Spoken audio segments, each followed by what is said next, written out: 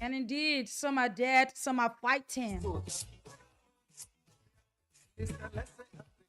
If the dead can fight, then what's about you? What's about the living? And this is how we would like to say good morning, Liberia. Good morning, Liberians. Good morning to all of you who's following our broadcast this morning. It feels great being here. It feels great talking to the Liberian people. It feels great knowing the problems within our country. And it also feels great solving the problems within our country. This is how we would like to say good morning to all of you who's following this broadcast. Those of you from the diaspora, we're saying good morning to you. Those of you within Liberia, the citizens of Liberia, we're saying good morning to you this morning. And we are passing through all of the clinics, the hospitals, the business places, the offices. We're saying good morning to all of you this morning. We are crossing across and welcoming you to one of Liberia's best programs, and that is Good Morning Liberia. This program comes your way from Monday to Friday starts at 7 a.m. and ends at 10 a.m. So let me say good morning. Those of you monitoring us through your radio, or those of you watching through the television, those of you monitoring through the online radio, those of you on YouTube, we're saying good morning to all of you and all of you in the counties. The 15 political subdivision, we're saying good morning to you and welcoming you to Good Morning Liberia. My name is Samira One-Line, and of course I'm Samira One-Line. I'll be here with you up to, and that is 10 o'clock this morning. 10 o'clock we're going to be here discussing the issues, cutting across. So those of you following us on our live, you can continue to share the live video. Those of you monitoring through your radio, you can go ahead to make the volume a little louder so that others can have the opportunity to know as to what is happening within our country, Mama Liberia. I always say that we love this country so dearly. We love Liberia so dearly that we don't want anything to happen to Liberia, that we want this place to be a safe place. That is the reason why we continue to put the government feet to its fire so that they be able to deliver for the Liberian people, so that they give Liberians a better life.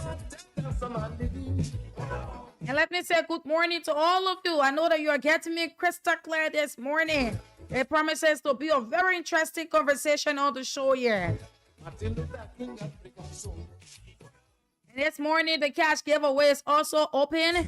The interesting news is that we're giving out 100,000 this morning. So those of you listening, you can take advantage to play with your 200 Liberian dollars and be able to win yourself 20,000, be able to win yourself 100,000 this morning. You want to know the code? The code is *799*90#. *799*90#. Automatically, you're playing on Voice of Liberia, and all you need to do is play with 200 Liberian dollars. You want to play more than 5-6 times in order to get a better position to win your 100,000 this morning, or to win your 20,000 this morning. We will give out money, and we need you to play so that we give out money. Good morning to all of you. Those of you in Grand Bassa County, I know that you are getting me crystal clear there in Bone County, in Nimba County, Cape Mount, Margibi County, just wherever. We want to say welcome to all of you and welcome to Good Morning Liberia. Those of you following us through our online platform, that is Facebook, you can also share the live video with friends so that they be able to participate, so that they know about some of the things that's happening within our country. Just do that, do that so that you be on top of information. I always tell Liberians that information is what we feed on. It's something that keeps us up. Because if you don't know what is happening within your country, if you don't know what is happening out of your country, then you are not living. Because once you're alive, once you are breathing, there are happenings that you need to know about. So that's it this morning. Quickly, we will do the acknowledgement. We have a couple of things to talk about. And this morning, by 8 o'clock, I will be joined by our Liberian journalist. That is Francis Kwekwe. I'm going to be joined by him. He's a Liberian journalist, and he's also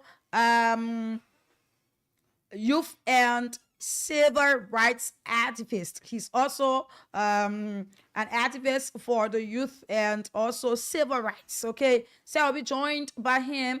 That will be by 8 o'clock, and we're going to have a conversation for the Liberians. We will have a conversation, a very long conversation, cutting across, talking about a couple of things that's happening, looking at the past government, looking at this government, and also talking about things, too many things that have been happening. But we will give you the lineup once it is 8 o'clock and when I have in studio here. Okay. And on the broadcast this morning, we're also going to talk about the U.S. Embassy release. That's a release from the U.S. Embassy. I'm going to read it out, and we're going to have a conversation around it, okay? And also, ECOWAS did an appointment. We will talk about it this morning just to throw a little light on it. ECOWAS appointed the ex-finance minister. Yes. So we will go into it this morning. So wherever you are joining us from, share the live video, invite a friend to watch, invite a friend to participate as we go through with our broadcast this morning. So quickly, let's do the acknowledgement. Fatu Sharif said, good morning. Ruby Cannon said, I'm following you from Gandasville. Fatu Sharif said, thanks for the good work. Christian Sobo says, I'm watching from Freetown. He said, I'm watching from town this morning. Yes. And then this is Last C. Ara Brown Sr. said, good morning, Samira. One line. I'm following you from VOL town this morning.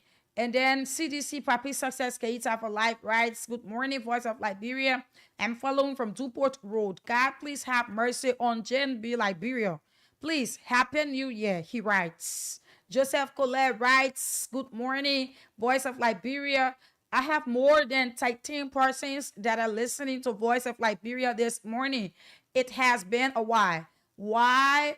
It has been a while, he said. But thank God that I'm alive on this platform this morning. I'm watching you people live from Manga City, Bon County, respectively to Cocoya Road. Genesis Small says, good morning. I'm Genesis K. Small, watching you live from Manga City, Bon County. Thanks for the information you guys give us every day. Sam Willer says, I'm Sam Willer, following from Chicken Soup Factory. A journalist, Emmanuel N. Harris, writes, good morning, Voice of Liberia family. My name is journalist Emmanuel H. Harris, Voice of Bon Finest. I am following from Banga City, Bon County.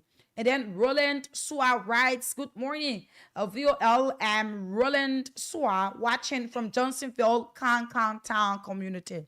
John David Nakula Yakpawolo, one of our regular followers there within Banga, Bon County. He writes, good morning, my great Voice of Liberia family, watching from a Gentleman Agreement corner in Banga City, Bon County. Abuaka and his confused children started stealing again in 2025. Rear ruffle. Bon County Senator Moy and his Pekin from the Finance Ministry, Bill McGill Jones, that Bon criminals, their disgrace is on the way. We are certainly getting them. Okay, that's from John David Nakula Yakpawolo. And then Otis Barkley writes, good morning, family. Sunday Flomo says, good morning, Voice of Liberia. Sunday S. Flomo is my name. Watching you from Bon County Phoebe S-Trap community. How did we get here? President sinking 2025. That's, you meant signing. I always say you should be able to reread whenever you write, right? Let us all be able to learn that, because we all will make mistakes at times. So once you write something, you want to go over it before sending it to wherever you want to send it. President signing a 2025 budget into law that was passed by a lawless majority lawmakers. Stephen Lama writes, good morning, VOL. Stanley Sharif said that he's following from Broadville City. Iliku Moba is watching us from District 5, Monserrato County, Weaver Community. And then Oteka Kahu says, good morning, Voice of Liberia. I'm following you from a residence in Maryland, USA. And then Abraham M. Conan writes, good morning. Joseph B.C. Bori says, good morning, Voice of Liberia, the voice of the voiceless within a country with 2 speakers and 1 DJ. I appreciate you guys very much. Stanley Sharif writes, B. Sister Samira Sam Wonla, across the universe, only in this small country called Liberia having 2 speakers. Munya Sharif writes, good morning. I'm following you from district number 9, Sinka this morning. From Atadi. George Johnson is following us from Douala. The list goes on and on. I'll see as to if we will come in with more comments. But as it is, we need to go ahead with our discussion. So the cash giveaway is on this morning. Just before we go into it, the cash giveaway is on this morning, and we're giving out 100,000 Liberian dollars. We're also giving out 20,000 Liberian dollars. So we have 100,000 here, we have 20,000 here. So we are to give out 20,000 to more than 5, 6, 7 persons, and we are to give out 100,000, to a person. This morning you can play. When you're playing, you play more than 5, 6 times to stand a better chance to be one of our winners. We're giving out 20,000. The code this morning is *799 *90#. If you have never played this cash giveaway, if you have been playing this cash giveaway and you are not been winning, give this money a try. Whenever I tell a person to give something a try, the result is always fruitful. So this morning, give it a try. Too many persons, they won money yet, and it's because I said on the radio, people should give it a try. So this morning, if you have been playing, and you are not winning the cash giveaway, just tell yourself, say, Samira said that I should give this a try. So you're giving it a try with the code *799 *90#. *799 *90# is the code for you to give the cash giveaway a try this morning. To those of you who have been playing and have not been winning, and to those of you who have not been playing the cash giveaway, it is your chance this morning to also play. So we're giving out 20,000 and 100,000. Before 8 o'clock, that will be by 7:45. We want to give out the first 20,000. All of you know me, I'm a woman of my word. So you like it, you play. You like it, you don't play. Well, I encourage you to play. Okay? So let's get into our first conversation here this morning. Okay? Let's get into our first conversation. It has to do with the letter from the U.S. Embassy. Okay, the release from the U.S. Embassy. That is what it has to do with. So we're about to go into it here this morning. And we will look at it from our own side and have a conversation around it. So let me say this first. Let me make this clarity. Front Page Africa, I'm going to give out the credit to them because they were the ones that went and they got this information from the U.S. Embassy. Okay?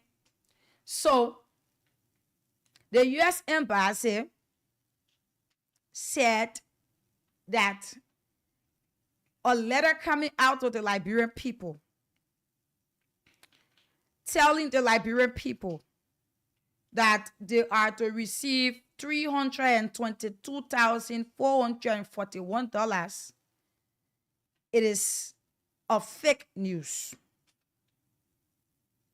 So a letter purportedly from the United States Embassy presented by the Ministry of Finance and Development Planning as a reference for awarding a controversial $322,441 contract has been confirmed fake.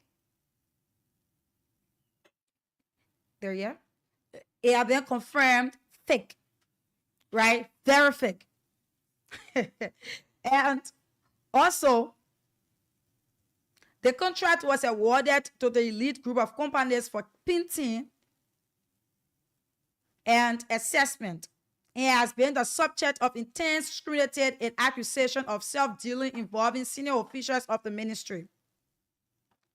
So, you have this release here from the U.S. Embassy saying that the Ministry of Finance said that a $322,441 was being given. And it is that the letter was forged. The letter was being forged. So, my question here is, here's the release. We're going to read it out. It says, Embassy of the United States of America, to who it may concern. The subject is the letter of recommendation for successful performance of contract for renovation and painting of the old U.S. Embassy compound. Dear sir, I would like to recommend Elite Contractor and Global Service for Contract Award for the provision for renovation and painting at old U.S. Embassy compound. We have known and done business with the contractor over the last 4 years for construction works. During the implementation of these contracts, the contractor successfully performed all the required services as agreed and within the required period. Elite Contractor and Global Service has an understanding track record for quality works and an impeccable reputation for service delivery. I can assure you that if selected for contract award, Elite will definitely stand up to its reputation for successful completion. Please do not hesitate and blah, blah, blah. Okay, so that was the release from the ministry, not the ministry, but from the embassy. But then the finance ministry, they did it as if to say money was being given out to the Liberian people, or contract was being awarded to the Liberian people, which of course it is not true. I just read out the purpose for this money. So my question here this morning is, who forged the letter? The U.S. Embassy. Who forged the letter from the U.S. Embassy? That is the question. The finance ministry. Who did that within the ministry? Okay, so the time is 7:29, and I'm very sorry to announce this. We have guests from SOUP, and we will pause on this conversation, and we will go on to our guests from SOUP. They are from the University of Liberia. We will have a conversation with them.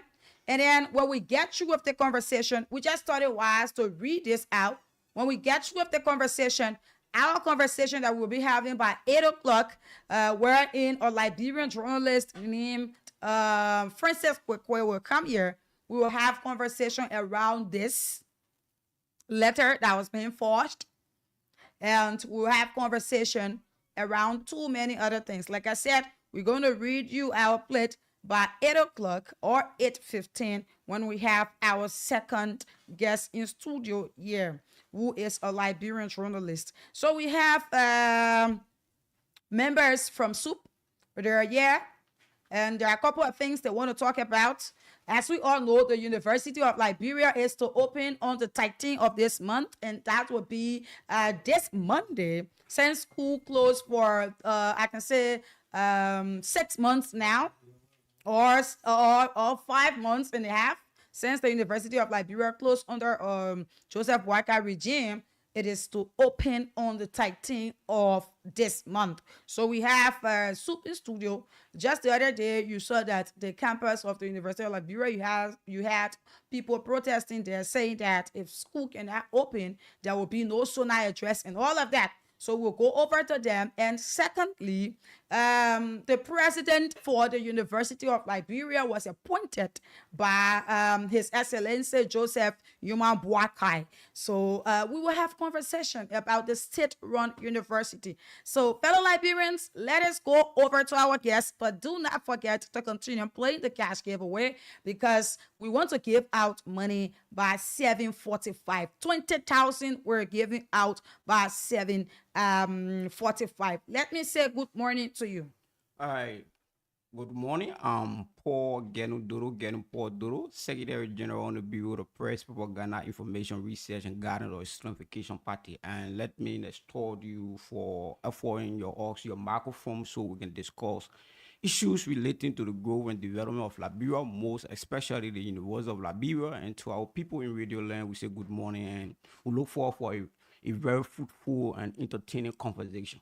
Okay, so let me say good morning to your colleagues. I think I've seen this face before. I've had a conversation with you, but let me say good morning to you first. Good morning.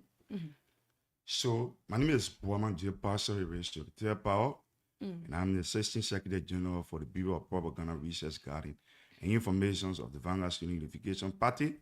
By extension, permit me to recognize the presence of the most powerful man on the campuses of the University of Liberia in honor of Chairperson, Law Leader, Mentor, and Teacher, Chairman Sylvester Caron Widow, Chairman of the 33rd Central Committee, 33rd Politburo, concomitantly 33rd General Congress of the Vanguard Student Unification Party. And let me say good morning to all students of the State-run University and the peace-loving people of Liberia. Okay, that is great. How's the campus Well, of the University of Liberia? the campus has been dilapidated and things are not going on as expected. We are in tax. We are frustrated and very disappointed that the Barker government that is campaigning on the basis of education and is ensuring in their arrest agenda has demystified the issues of education, has taken us back days wherein the elite class we see the issue of stagnation of education as a means of silencing the university fabric. You been know, Samara, traditionally and historically, that the fabric of the University of Liberia students, it is something that every tyrannical government in this country see is very diminishing to have their operational smoothly ongoing while the state-owned university is functioning freely and well in accordance. So the Barker government, being purportedly so sophisticated, has deemed it necessary to close the University of Liberia as a means of projecting their scandalous deeds. There has been no institution over the past 1 year under this Barker-led government has been so critical and robust on his government, except of the militants and cadre of soup. That is why if you check the major composition of this country, you find militants and cadres or even students of the university are from all bottoms line of this society. So in order to ensure that the government have a smooth operation without critics, they must close the university down. And that the Vanguard Party takes exception to. So if you ask how this campus doing, the campus is not doing okay, quote unquote, on their renovations that they have said. We only saw well writing of the various corridors, and that is not a renovation. How can we, if you please, as students of state-run university, we are being denied of tertiary education. Even in our learning, our expectation is very diminishing to have a quality and well-informed environment. Okay, so let's go over to your colleague here. Yeah. Speaking about, I'm coming. Speaking about the opening of the University of Liberia, the school is to open on the 13th. That is this Monday, right? Yeah, that is why. So where is the problem now? That is why we have come. Okay. The University of Liberia, we are a integral part of the University of Liberia.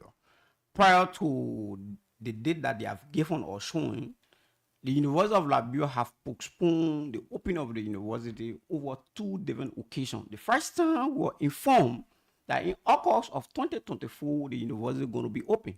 And on that fateful day, we example on the campuses of the University of Liberia.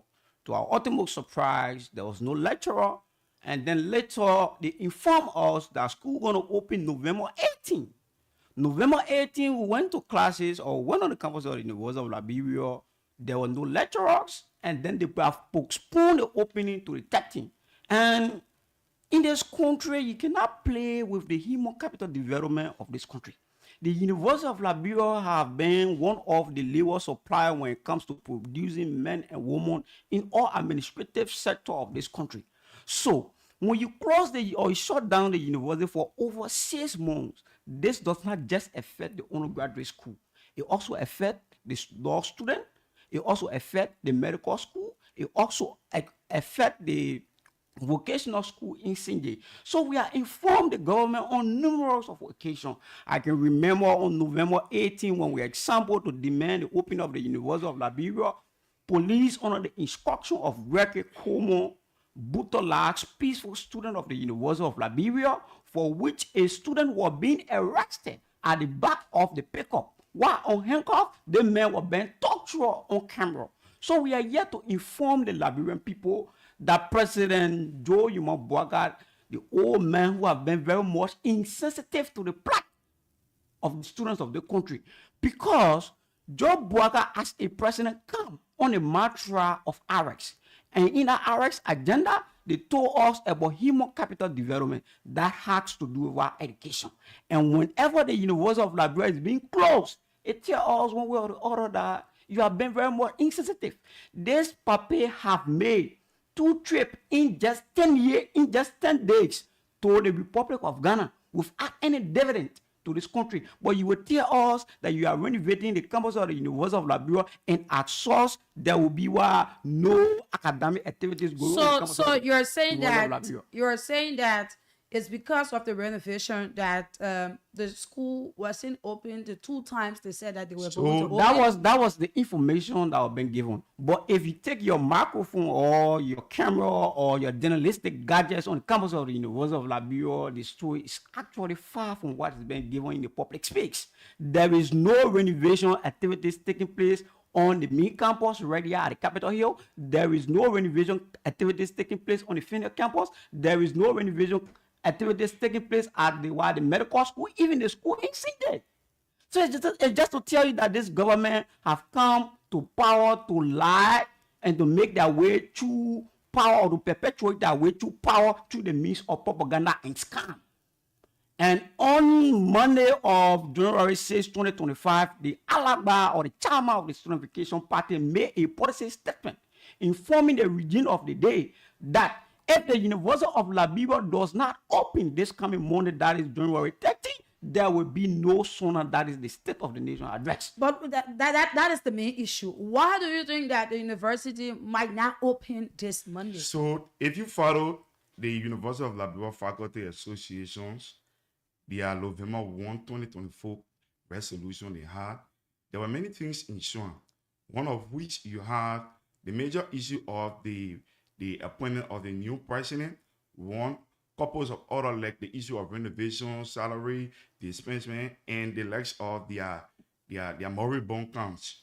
So it is very uncertain, and without the guarantee given by the university to open school on Monday, on the 13th, because you cannot say you are opening school that which you don't have a calendar. All offices now, Samurai, if you go on the campuses of the university, not all these offices are open. All offices are shut down.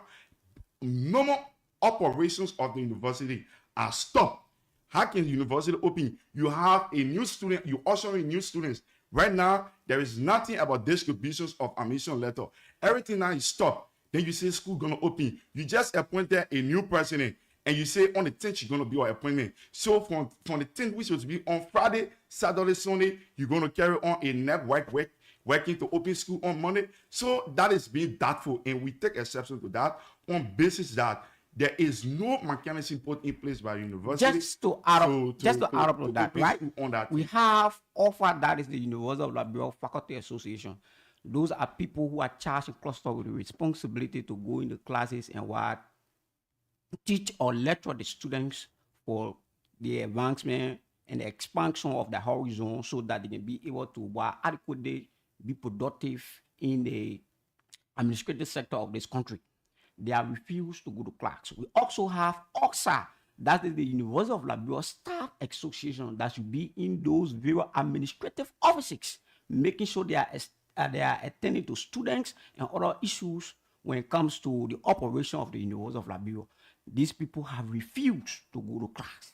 They have not made any policy statement saying that we are going to return to classes. So it gave us the assurance, in fact, 100%, that the University of Liberia will not be open on the 13th. And the statement being put out that the University of Liberia is going to open on the 13th, we want to inform the Liberian people, is a blatant lie.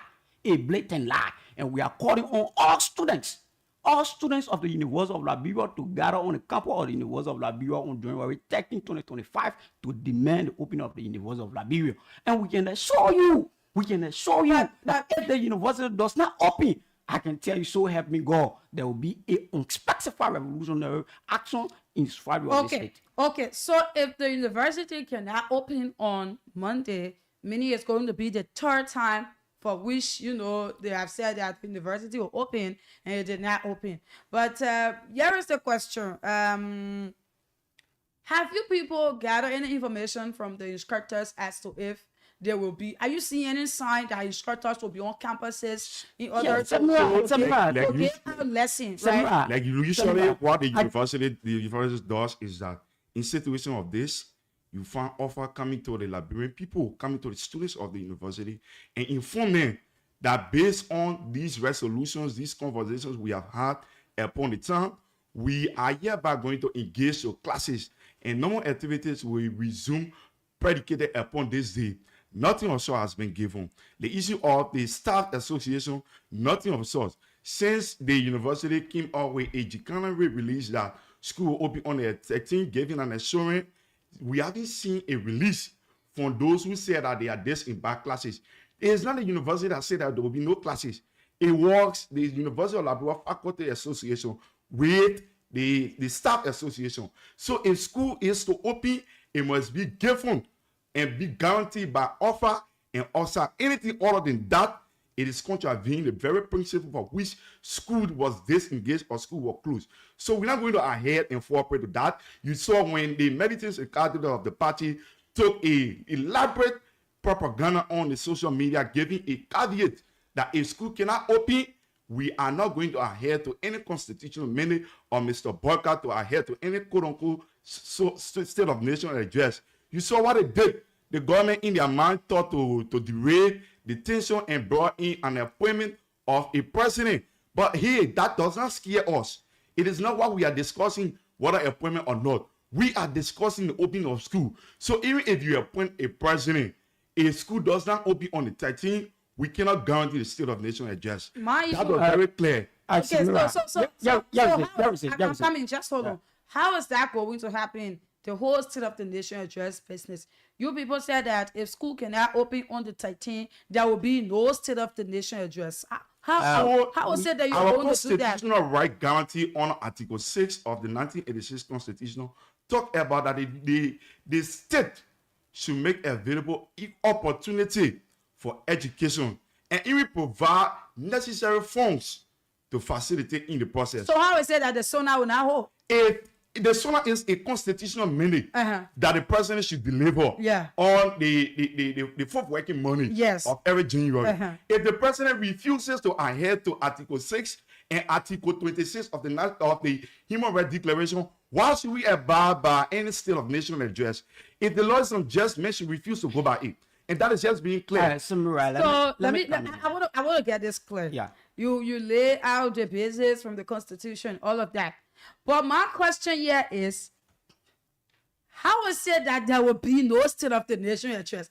How you people are going to do it? Because mind you, if you say the Constitution and this and that, without you people being there or listening, the state of the nation address will go on. Let me address that. So how is that going to be? Here's the issue, right? Because I think President you people have violated our constitutional and human rights. So the main question is, how is it that you're going to stop the state of the nation address? Party is a revolutionary student-based party, and accept we have revolutionary action that are going to be taken. So if you expect us to come on this radio and inform you how we are going about this process, it will be like informing them as to what will be done on that day. But all we can tell you, just as President Joe Nyumabwaga have the right to fulfill a constitutional mandate, we ourselves, we have been protected. I don't know.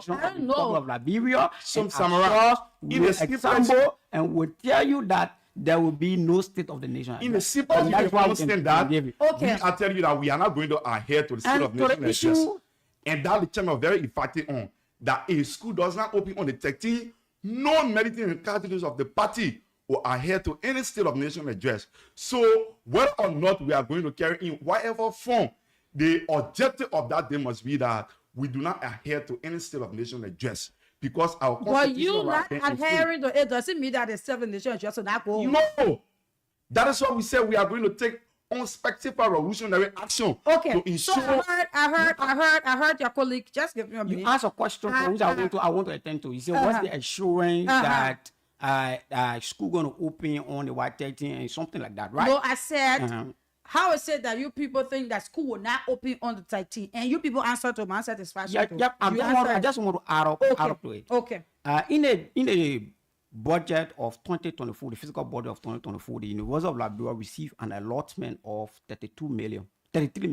When the budget was being recast, we received 32 million, for which up to now, they are informing us that 90% of that money was being used on salary.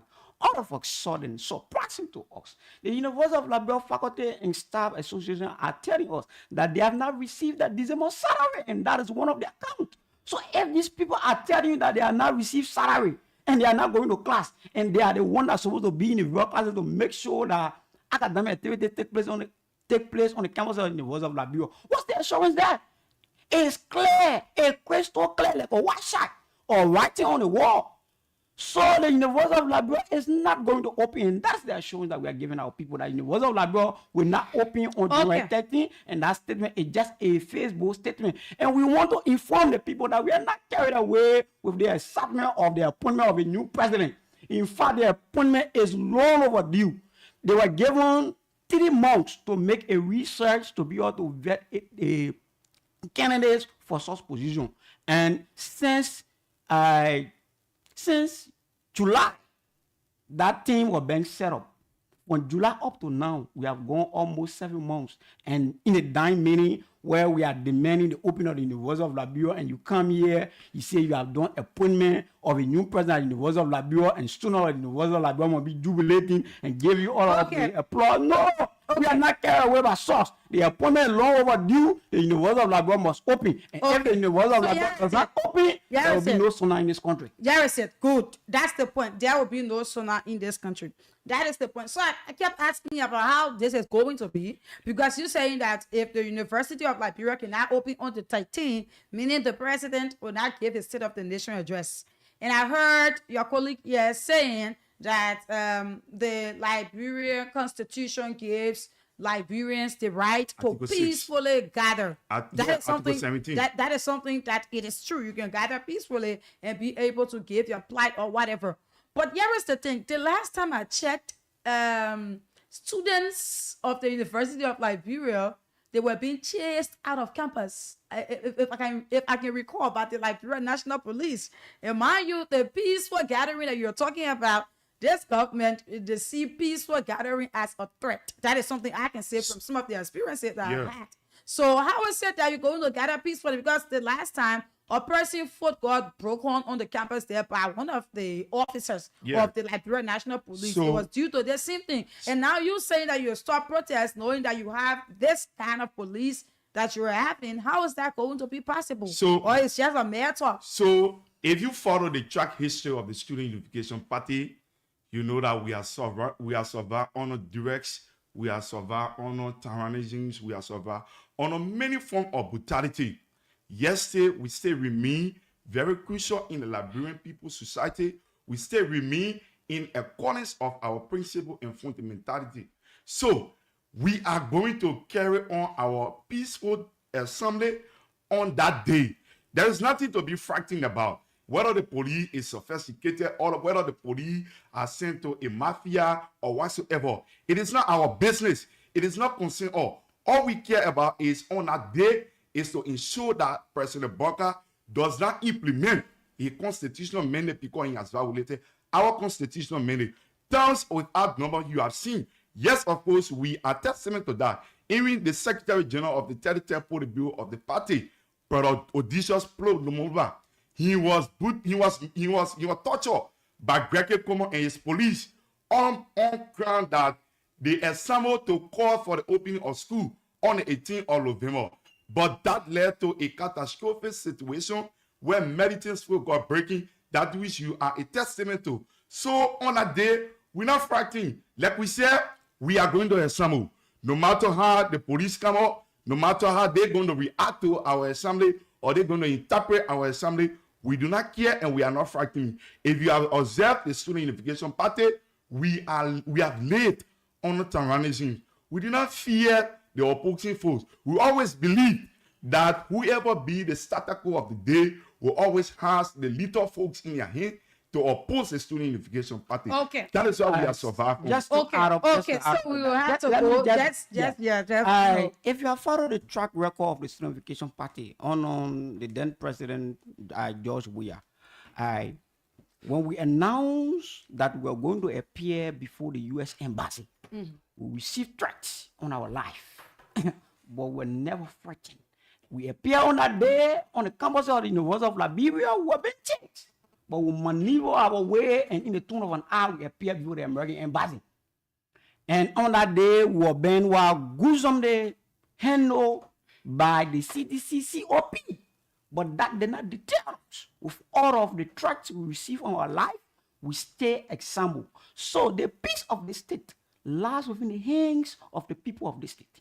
And the government play a perfect role. So if Gregor Cuomo, who should be the protector of the law, and if we are example on that day, we are doing it in conformity with the Constitution of the Republic of Liberia. If Gregor Cuomo see that as a threat and want to use his police, we will tell you say that the Student Vacation Party will have no any alternative but to protect herself in any or whatever form and manner or militants have to protect herself on that day. But I can show you that we're somewhere in our numbers and we'll give our own state of the nation address. But President Joe Newman Bwaga, a man who came on the sweat and the blood of the student community. Because I can remember the UP and the other political parties were taking each other to court. It was the Student Vacation Party that faced the regime of the day. It was the Student Vacation Party that checkmated 16. And you come here and you stagnate students. Whenever student want to agitate or whenever student agitating against the closure of the University of Liberia, President Joe Newman Bwaga stayed there and he does nothing. He behaves very insensitive to the part of the student of the country. And he expect us my brother. And mean that's it on the issue. We'll tell you that it's far from the reality, and we're example on that day, and there will be no state of the nation address. That's the assurance we can give to the Liberian people. Thank you. It's about time that we go to the phone lines in order to hear out Liberians on this, and we will use 10 minutes to talk to Liberians so that they'll be able to give their impact. You heard it for yourself. Members of SUP, they're here and they're saying that the University of Liberia might not open on the 13th. Yes, they gave out their reasons why the University of Liberia might not open. And if it doesn't open, there will be no State of the Nation address. You listened to it for yourself. Yeah, so the cash giveaway is on right after we get through with the course. Before we take our next presenter, we will do a draw for 20,000, and I need you all to play now so that you win 20,000. The code is *799 *90#. Play with 200 Liberian dollars. I encourage you to play 10 times, play 5 times. And you know, the thing is, if even you play 1,000 Liberian dollars, you get in 20,000. You have 19,000 profit. Why if you win the 100,000? So you need to play more in order to win. If you have been playing, had not been winning, I urge you this morning to play because we have the money here. We want to give you the money. So let me get 10 persons to play, then we go ahead and be able to give out 20,000 to a person right after the course.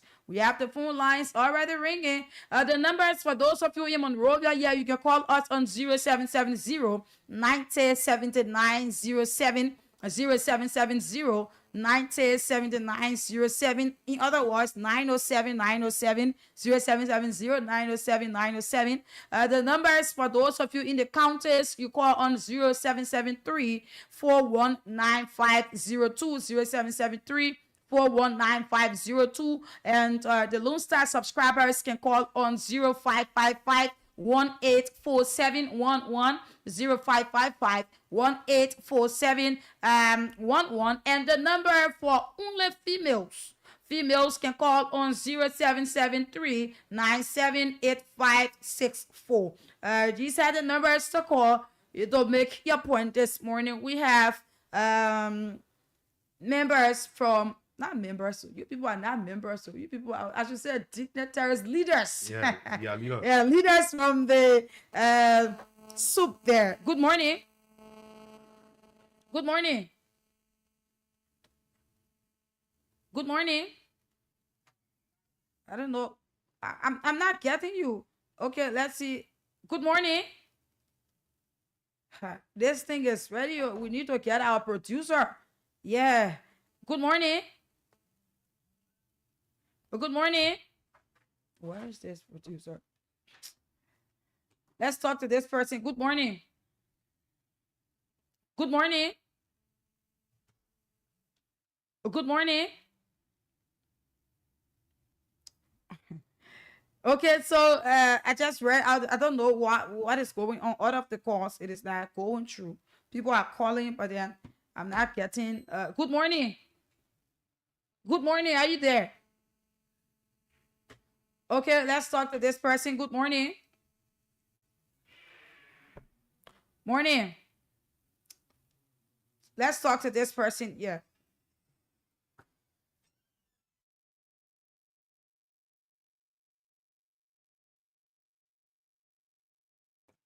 Okay, so let's talk to the next person. Yeah, this morning.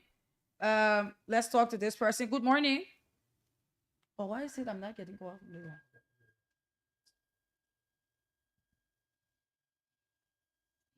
Let's just take call 0773419502, 0773419502. So those of you in Robert, you can also call on 07734195 02 0555 1847 1103 0773 These are the numbers to call in order to participate on the show this morning. So those of you there, you can call on 0773-419502 4711. Okay, let's see as to if we take this person. Yeah, good morning. Good morning, Sister Ma. Good morning. You're live. Yeah, my name is James Wade, and I'm the chairman of the person in District 16, Kuta. I would like to say thanks to your studio guests this morning. They are doing extremely well this morning. You know, these are the steps we, like for students at the state university to take. The students, are not convicted, or they are not people who believe in, the 70. But they know to themselves as students of the state university, they know that tomorrow they will be leader of the country. They are future leaders. So they want to see things in place. The right way that we expect good governance. Because tomorrow, they themselves they will take charge of the country. So they don't want to stay there and see things going, out of hand. Thank you. We expect them to take their role and all well-meaning Liberians who believe in the rule of law. Thank you. Let's talk to the next person. Good morning. Good morning, Samira. I'm Philip Samba. I'm calling from Upper Carwell. Okay. One good son deserves another. Those guys, they were being used during we are regime to kick we are out of the race because of their selfish thing, and now they are using the result. Let me be bold to you. Those guys, they deserve it. They deserve it because each use them. Okay, you're coming in back. Let's talk to the next person. Play the cash giveaway. I'm about to give out 20,000. Good morning. Morning. We're not getting this person. Let's talk to the next person. We don't have much time. We have to go. So if we're not getting the other person, you can find another location and call, and we'll take your calls. Okay. Let's talk to the next person there quickly this morning. Good morning. Good morning. Good morning.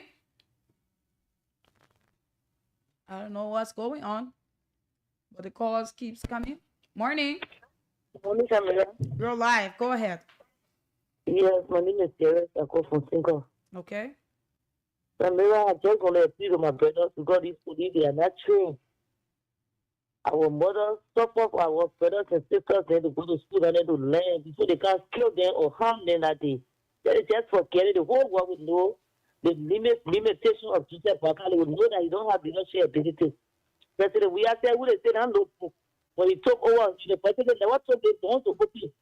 Let everybody see Baka weakness. Then they don't care the night on the land because these police are not trained and they're getting orders.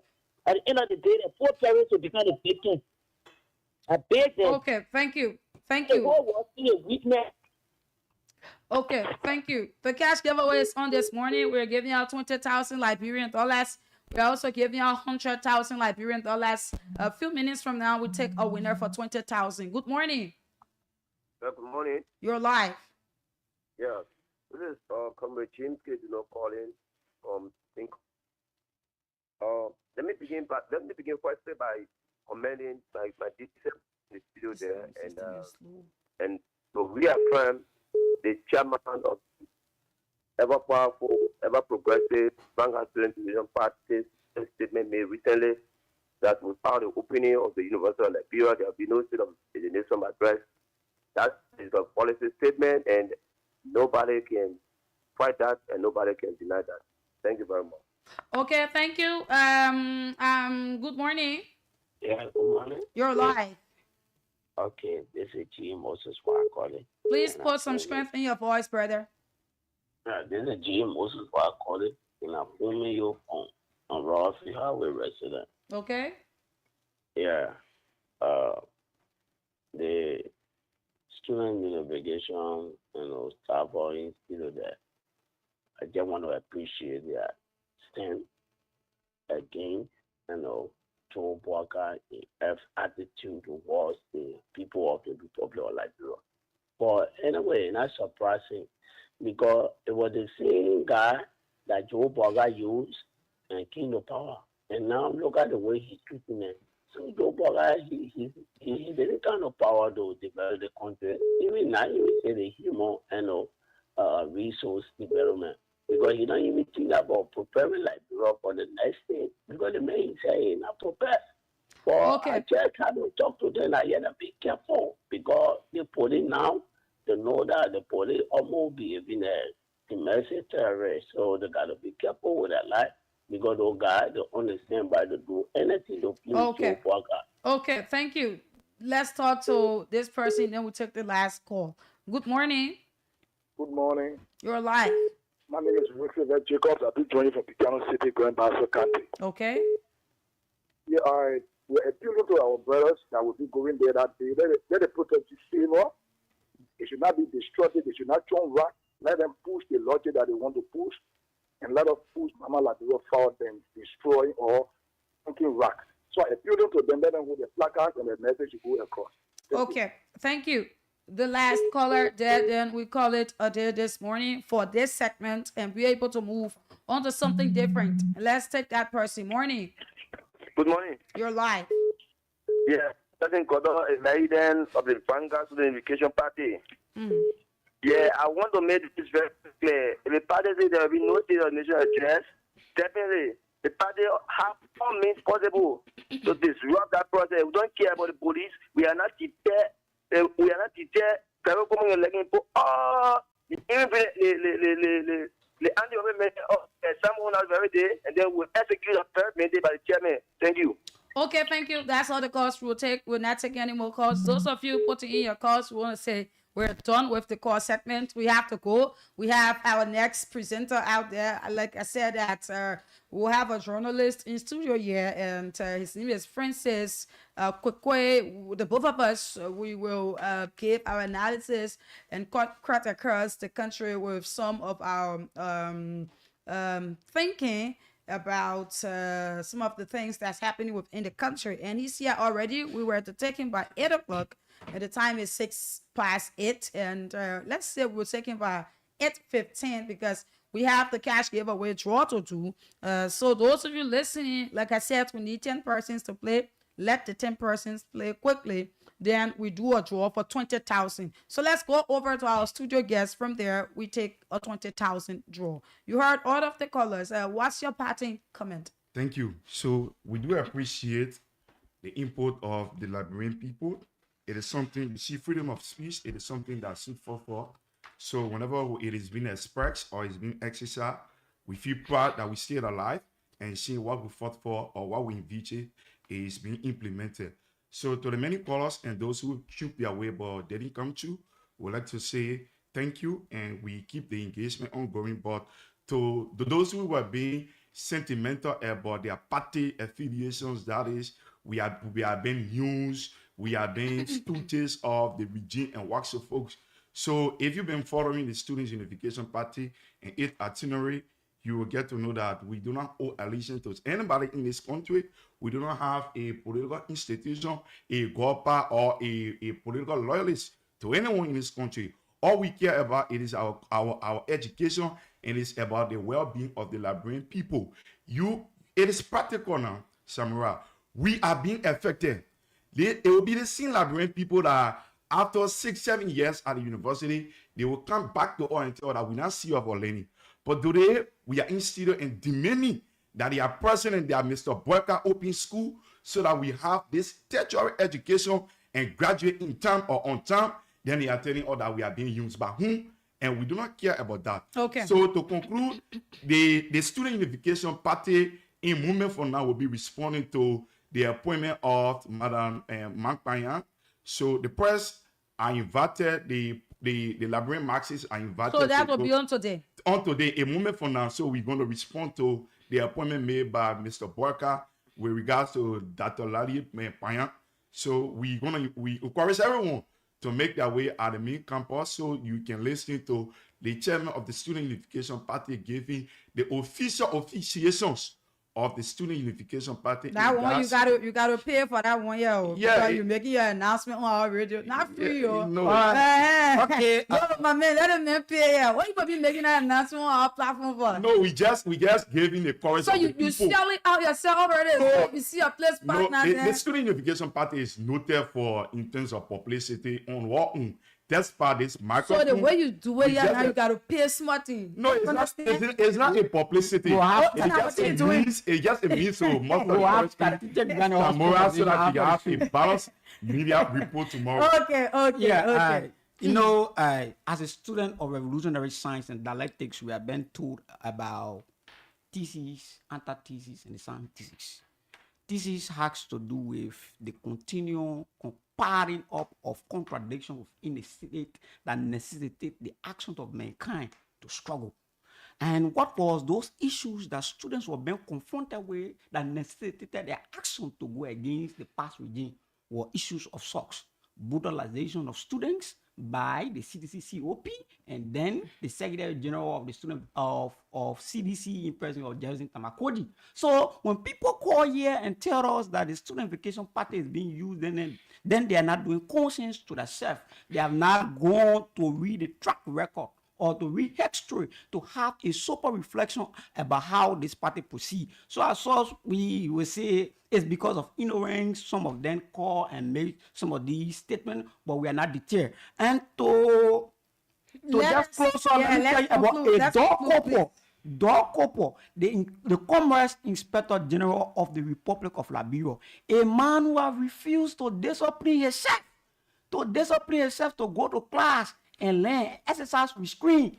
A man of such caliber make a claim to the University of Liberia decree, for which the University of Liberia make a disclaimer that he was not and he has never been a student of the University of Liberia. That man stays at the Ministry of Commerce as the Commerce Inspector General of the Republic of Liberia. That is 11 testimony that the president of the day does not have interest in education. Okay. And we are telling our people that no school, no sona. Okay. Aluta continua.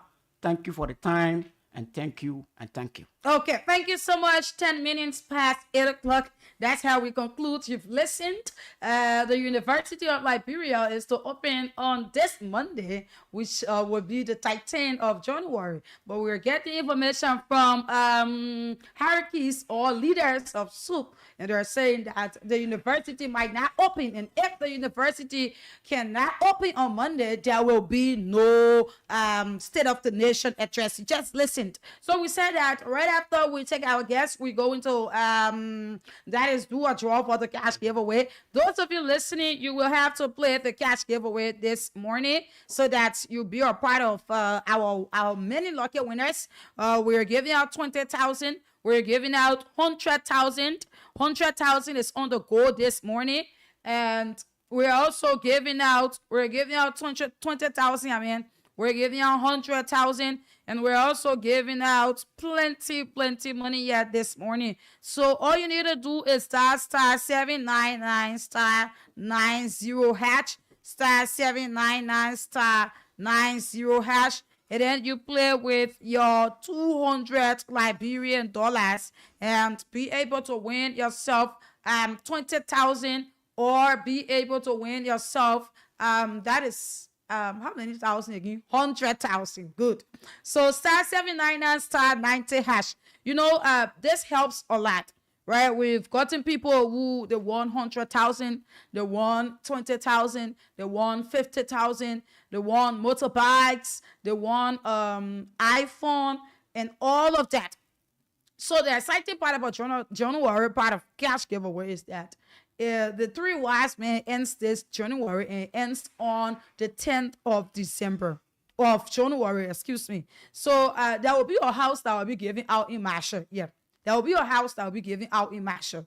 Okay, so all of you who's been playing on the 10th, there will be a winner. And you need to play till the 10th. Then after the 10th, there will be another draw that will come again with another prize attached to it.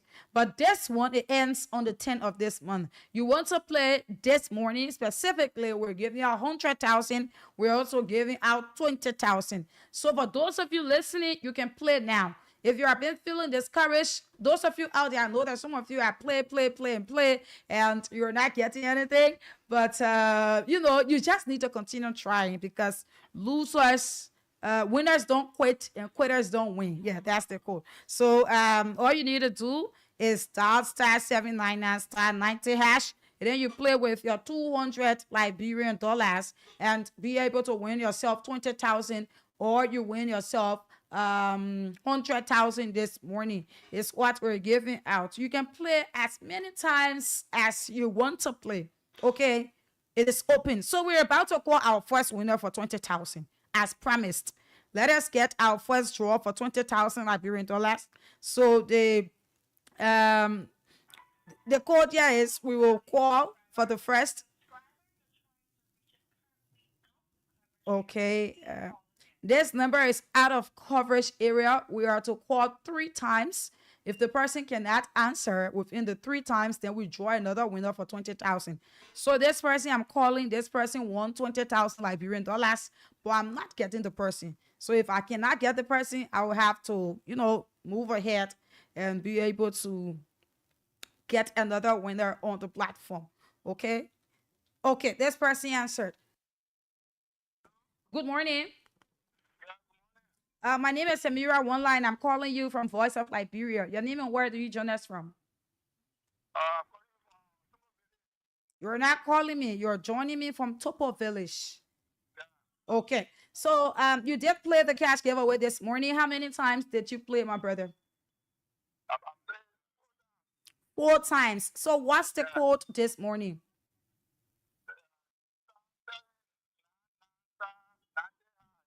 *799 *90#.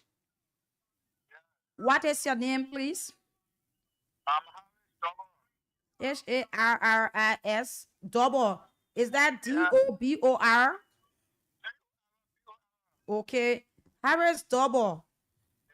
You played 4 times. How many dollars did you use? How many dollars you used?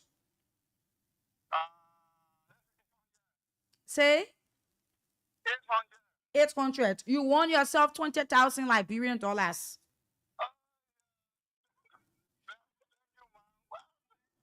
There's 20,000, 20,000.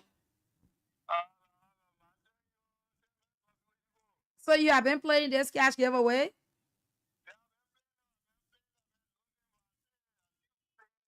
Okay, so people are listening to you. Can you encourage them to play now so that they win the 100,000 or the 20,000?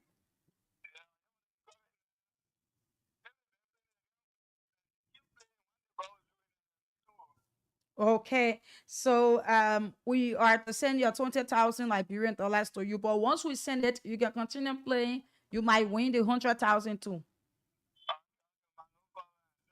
Okay, so once the eagle land, you can start to do your thing, right? Okay, thank you. Okay, so that is it. Those of you out there listening, a person just won 20,000 Liberian dollars. And today can be your day. Today can be your day. You can win yourself another 20K or 100K. It will be you that will be the next winner that we will call on this line and be able to congratulate you. So he played 4 times. He used 4, not 4, but 800. And play now and win. *799 *90#. It is the code. Play with your that is 200 Liberian dollars. If I was the one, I would play 2,000 Liberian dollars in order to win the 100,000 or the 20,000. Because if even I play 2,000 Liberian dollars and I win 20,000, that's a lot. Yeah, it's really, really, really a lot. So, okay, fellow Liberians, the time is 17 minutes past 8 o'clock, and we said that by 8 o'clock, we will have a Liberian journalist, youth and civil rights activist in studio, and his name is Francis Leonard Kwekwe. And I said that together we will present the show up to 10 a.m., cutting across, talking about various issues in our country, good, bad, looking at the government, some of the things that's happening, looking at the past government, some of the things that they did and some of the things that they're not doing, and all of that. So we said that we will do that, taking you up to 10 o'clock. And we have our list of things that will be discussed. We will do segment 1, open the phone lines. You people will call in, give your thoughts, and we go about up to 10 o'clock. So those of you out there, continue listening as we go about this topic. Let me say good morning to all of you again in the counties. Let me say good morning to those of you in Grand Bassa, in Lofa, in Grand Cape Mount, in Nimba County. All of you that you are getting our voice or our signal crystal clear there. We're saying good morning to you and welcome you again to Good Morning Liberia. My name is Samira One-Lie, and let me say good morning to you, Francis. A pleasant good morning, Samira. Happy New Year.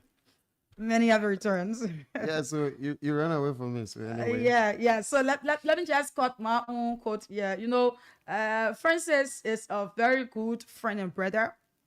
And I have been knowing him for years now. And I would say that when we were coming up in journalism, though, we're still trying to make our way there. But Francis, they stood there and they nurture us.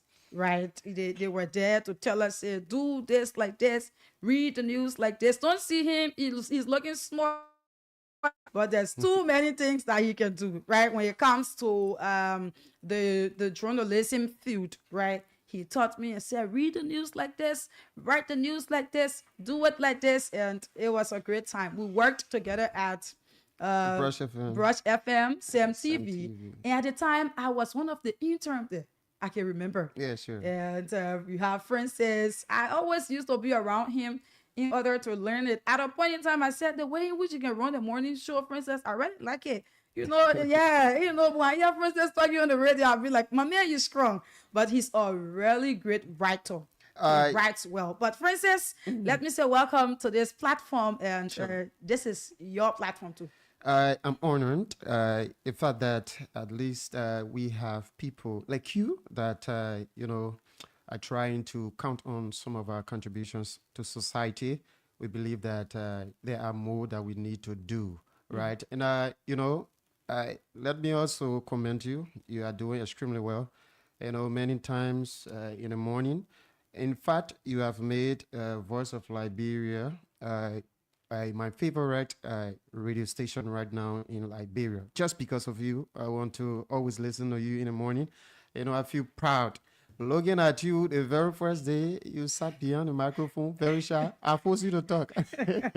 Yeah. Yeah, but it is indeed a joyful moment this morning for us to share your platform together. And my courtesy goes to the management of Voice of Liberia for at least affording me the time. So together we are going to have a pretty good time together. Yeah, a fruitful conversation is what we're going to have. So this morning, Francis, we are the presenters here, though. I know. Those of you out there, you gotta know that. So, but there is this thing that I want us to look into quickly.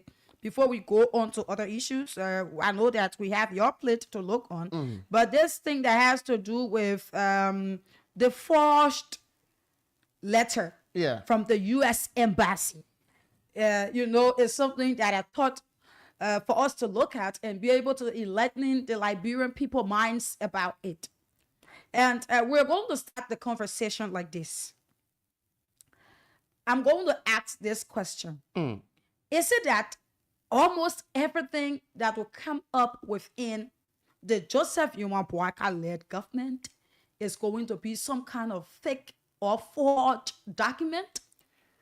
Samira, It's so heartbreaking from yeah, this. yeah. It's not strange. There is this popular adage that our old people always use, that the name that you attach on a child has effect, right? So I believe that out of the intricacies that this government is currently facing, uh, you know, come from the result of the name they have attached on themselves. Rescue is an emergency word, right? Yeah. I cannot be drowning within the river, and then I expect you to rescue me, but you're telling me, wait for me, let me go for my swimming jacket from offshore to get back to you to rescue you.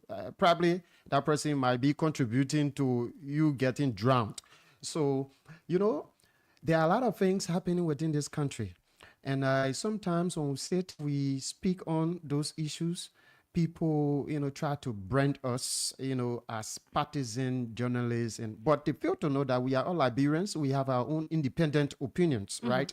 So this issue about this letter, we all know it is not, hidden. It is a vivid truth that, this document was forged, right? And so we are, the consciences of those people who Liberians have trusted, in terms of our leadership of this country, are the same, folks who continuously, betray the trust of the Liberian people. You cannot start a serious government, you cannot proceed with these kind of, mismanagement of information, it destabilizing the trust of the people.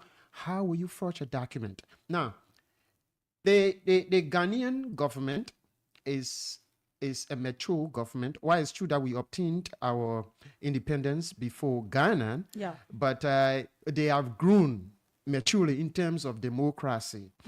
Sometimes it pains me to see Liberia as the oldest state in Africa still struggling to meet up with other younger nations in terms of mature democracy. It is all because of the leaders that we have in power, the lack of sincerity, the lack of trust, the lack of integrity. These are things that are undermining the success and the picture, the clear picture, the integrity of our nation. So the Honorable Speaker, I will still want to call him Honorable Speaker, based on legal backings, right? Honorable Councillor J. Fonati Kofa. Why is true that yes, you have produced a speaker, creating a void, right, within the legal, community of our country. The justice system of Liberia need to improve. The system needs to be improved. There is no mature nation that would do away with the respect of their rule of law. The fact that you try to play blind eyes, towards the rule of law, meaning that you are heading for a total downfall. These are things that worry some of us, especially the path that we want to see Liberia, proceeding on. These are things that worry us a lot. Yeah. And you know that this thing about this letter, I really want to know as to who forged the letter from the U.S. Embassy. And mind you, the Deputy Minister of Administration of the Finance Ministry, Bill McGill-Jones, he claims that the letter is real.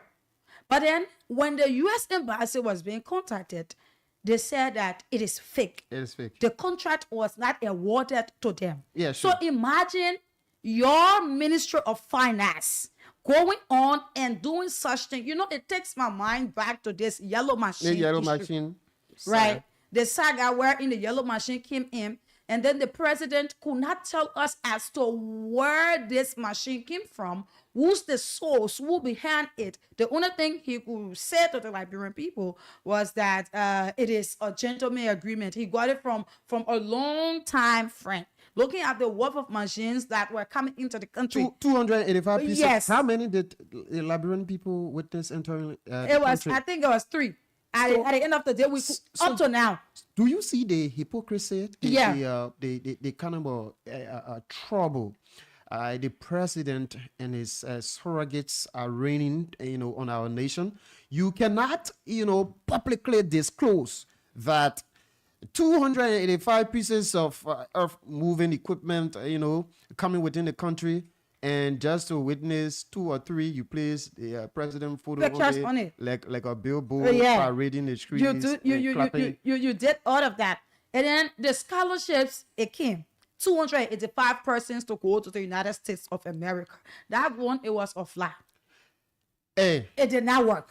Samira, people should start behaving like professional BMs, right? Mm-hmm. Let's just be real to ourselves and the people that we intend to serve within this country.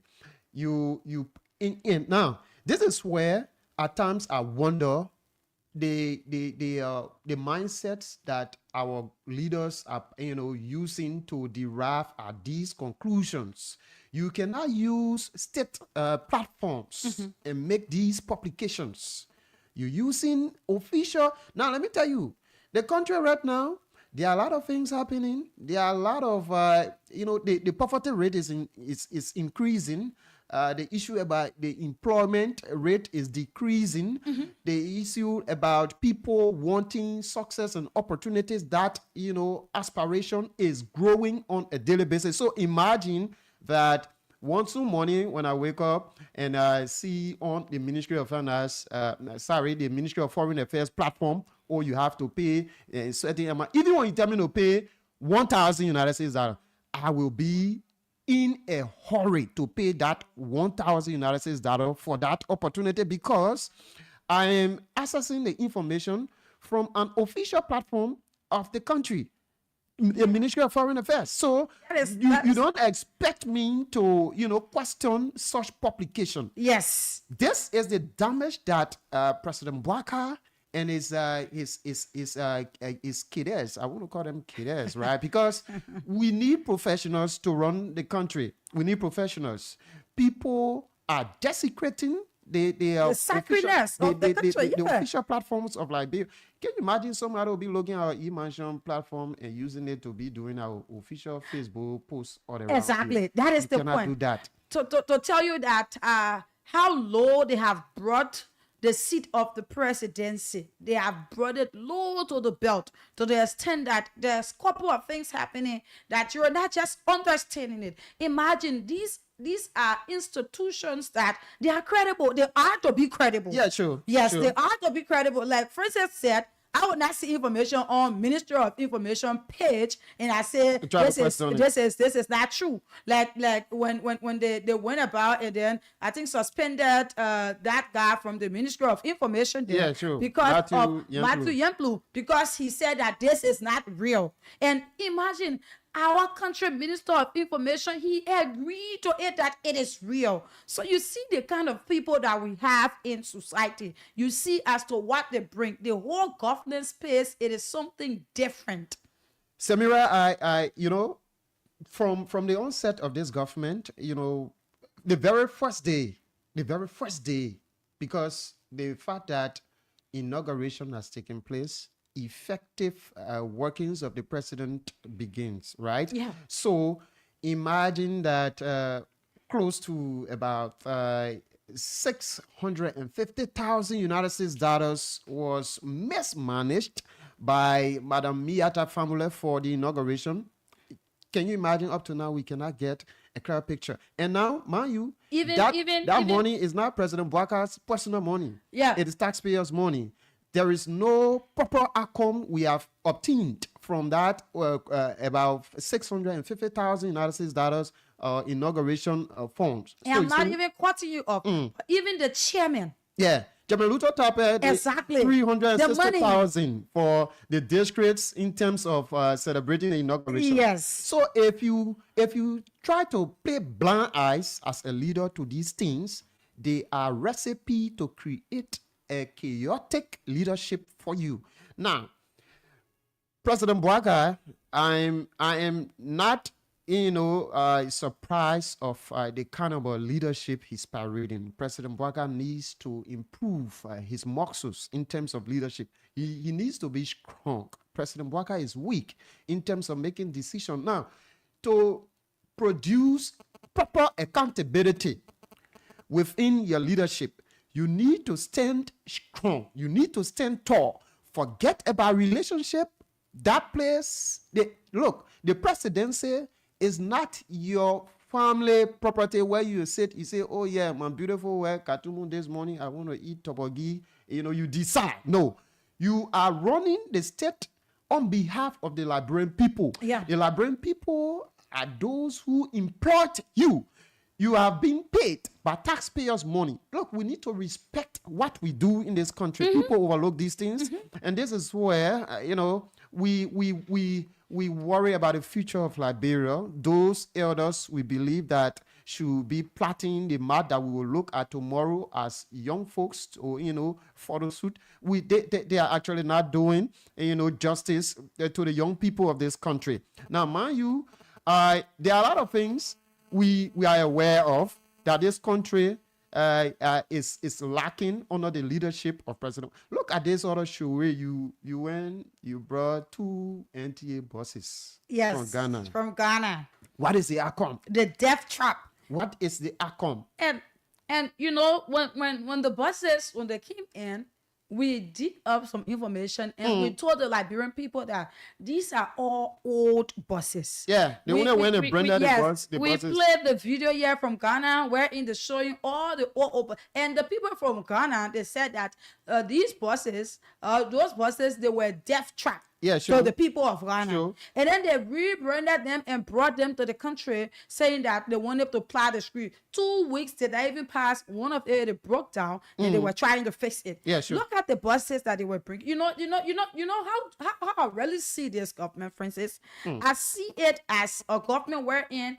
everybody want to try and bring something in order to get their cut. Yeah, sure. You hustle for your Exactly. contra, also you get your. And the hurtful part here is that this president told the Liberian people that he could have done better for the Liberian people, that he knows people, that he would have brought scholarships into the country, investors into the country. That is a blatant lie. Exactly. That is a blatant lie. Look, President Bouaga is not friendly.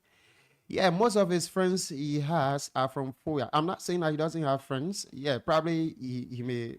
Yeah, He got friends in Sierra Leone. Yeah, sure. Because that is where he grew up. Good. Uh-huh. But we are talking about those friends that will bring dividend to the national progress and development of our state. Look, when I try, so at the end of this first year within President Bouaga's term, I sat down one morning trying to do comparative analysis, as to former President Weah's first year in power.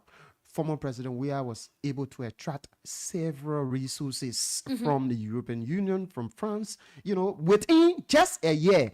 But now, how much can this president and his government boast of in terms of attracting resources from outside sources? Let's forget about President Bouaga's personal, friends that he has. It is possible that he's a president. Some of your friends might give him, contributions. He may take it alone, carry to his house. Yes. Yeah, he does not owe that to the country. But we are saying using the presidency to go and lobby, right? We have only witnessed a lot of MOUs, a lot of documents, papers the president have brought back to this country within his 1 year period.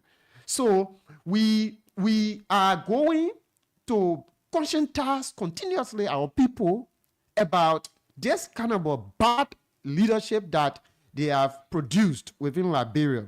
And if we fail not to inform them about these things, their mindsets will continuously be mesmerized by this weak government, the egos that most of our Liberian people have in terms of how they perceive this country to progress, we need to make them to understand that if President Bouaka, does not change, there is nothing we have benefited as a country within this 1 year when President Bouaka's leadership. Okay, so we will talk about the cash giveaway a little. So it is on. We're giving out 20,000, and by 9 o'clock we want to do another draw for 20,000 Liberian dollars. We will give it out to you Liberians, and the money will be for you. All you need to do is dial *799 *90#.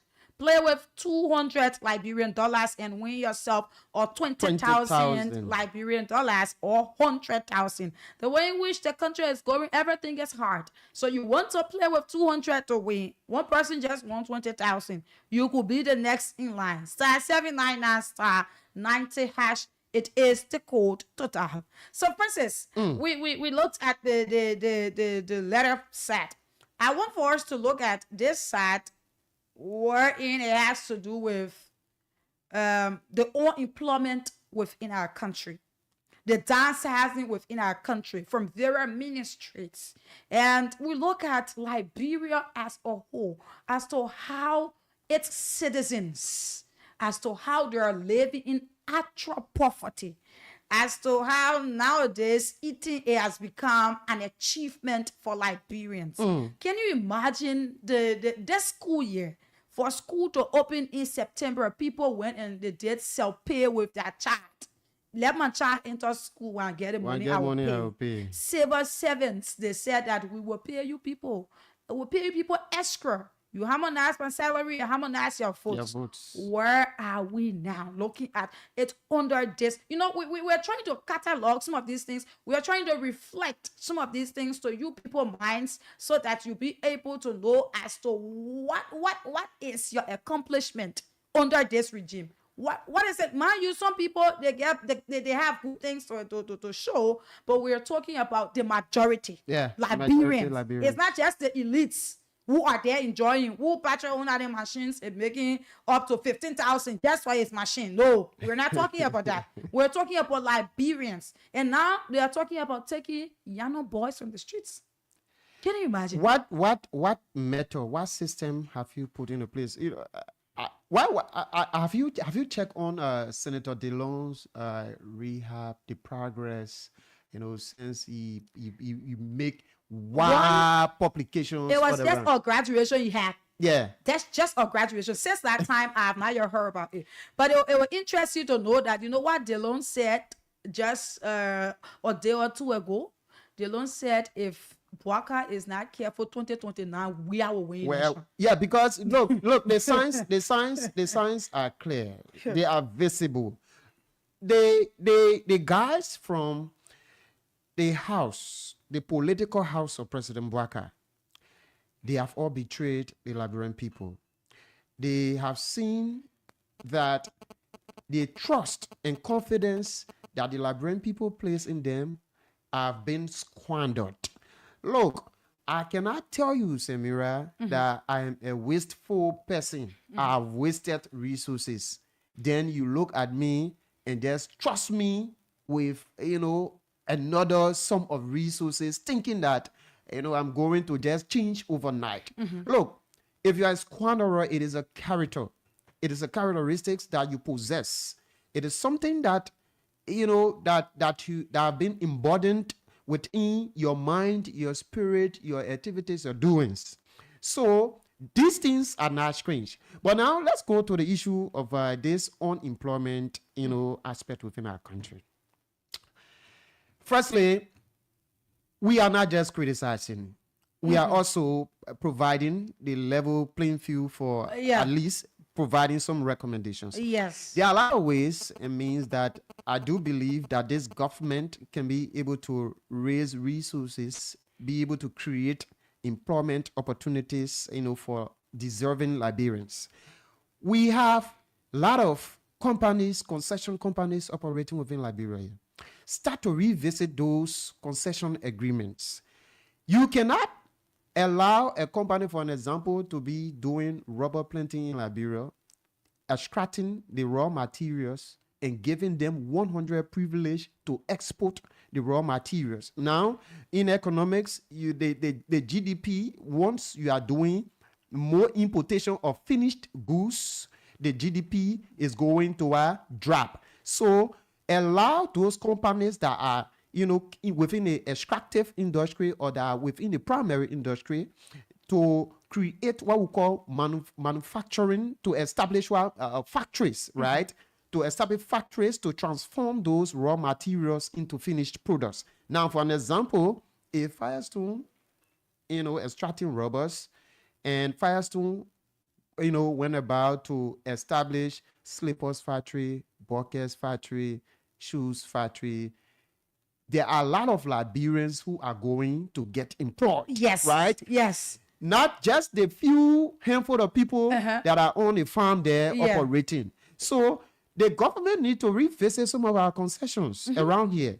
Start to, invest within agriculture. Somebody said President Bouaka is an agriculturist. So the last time I asked, where is President Bouaka's farm?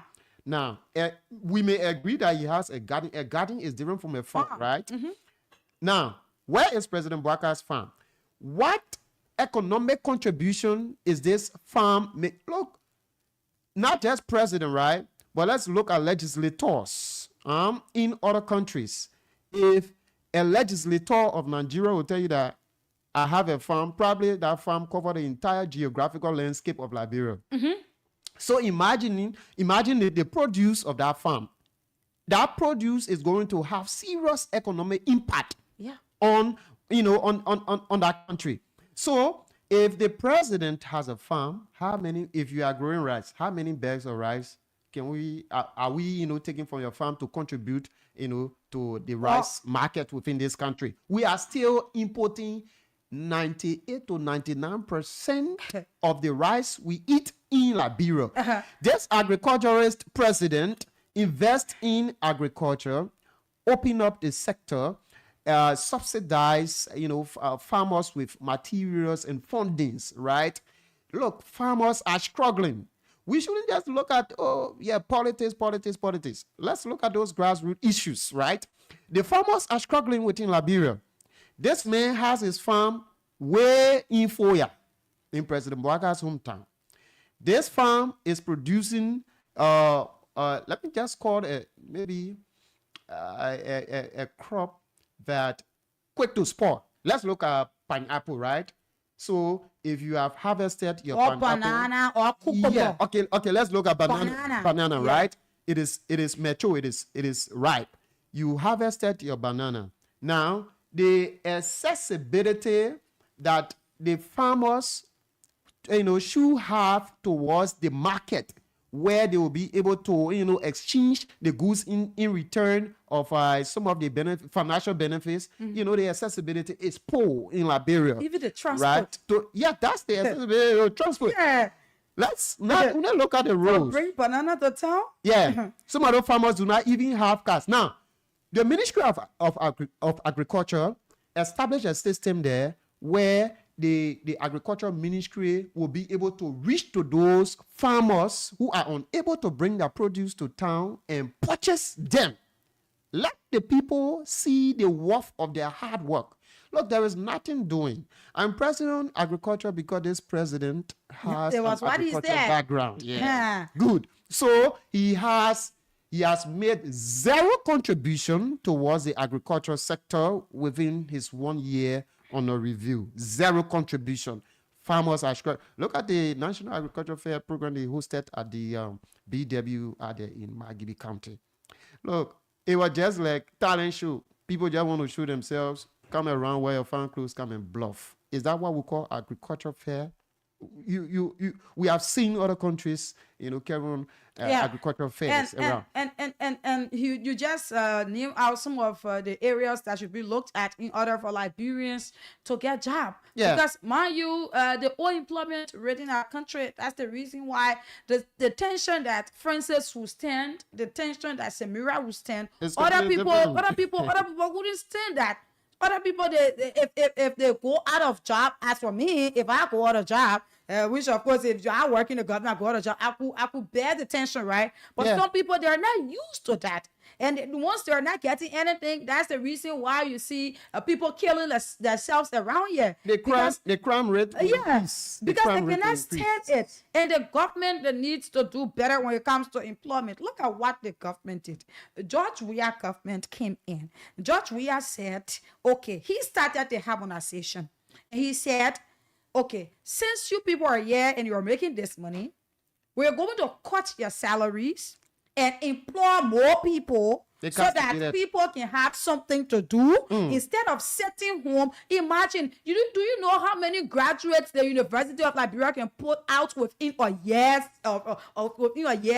Francis? Downsizing Liberians Not right now talking has become about- one yeah. of the major achievements Yeah. of President Bouaka and his government. And not talking about the AME, the Zion, the UMU, and the Adventist, all of those universities, they put a graduate within a year. So the different president we have said, let's be able to give these people Bring them something on to board, do. yes. Let them be able to work, go home with something in their pocket instead of going to school and not doing anything. It discourages anybody about school. Yeah. Because you go to school, at the end of the day, you have the degree, you start to ride motorbike around here. So people who ain't going to school say, what's the essence?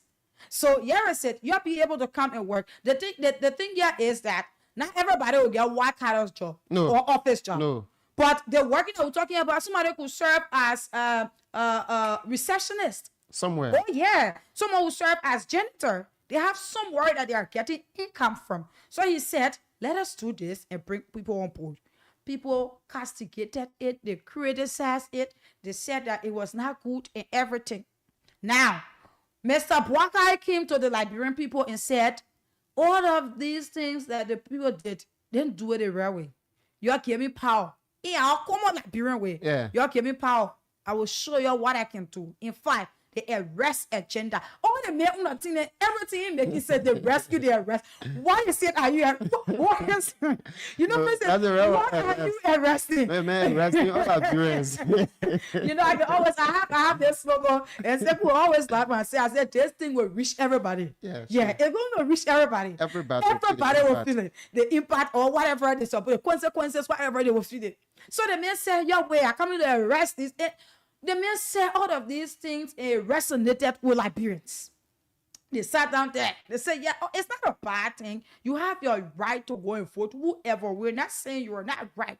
But at times to be able to look at a few things and catalog them. The former president, Ellen, said that there's no way that Bouaka will be president when she's living. You know why she said that? Other people only look at the other side. But she worked with him. She had been friends with him for years. And she knows his ability to deliver or not. This man served as vice president to this lady for 12 consecutive years. Yes. So she knows him very well. So at the end of the day, the man came, he said, since he's looking at that, let me put people down. The bad part is, Francis, he put people down and he did not increase the salaries. No. So where is it that the other people that he put down, where they part the salaries? Where is it? So you see, this is the risks that the president is, placing on our country in terms of peace and stability.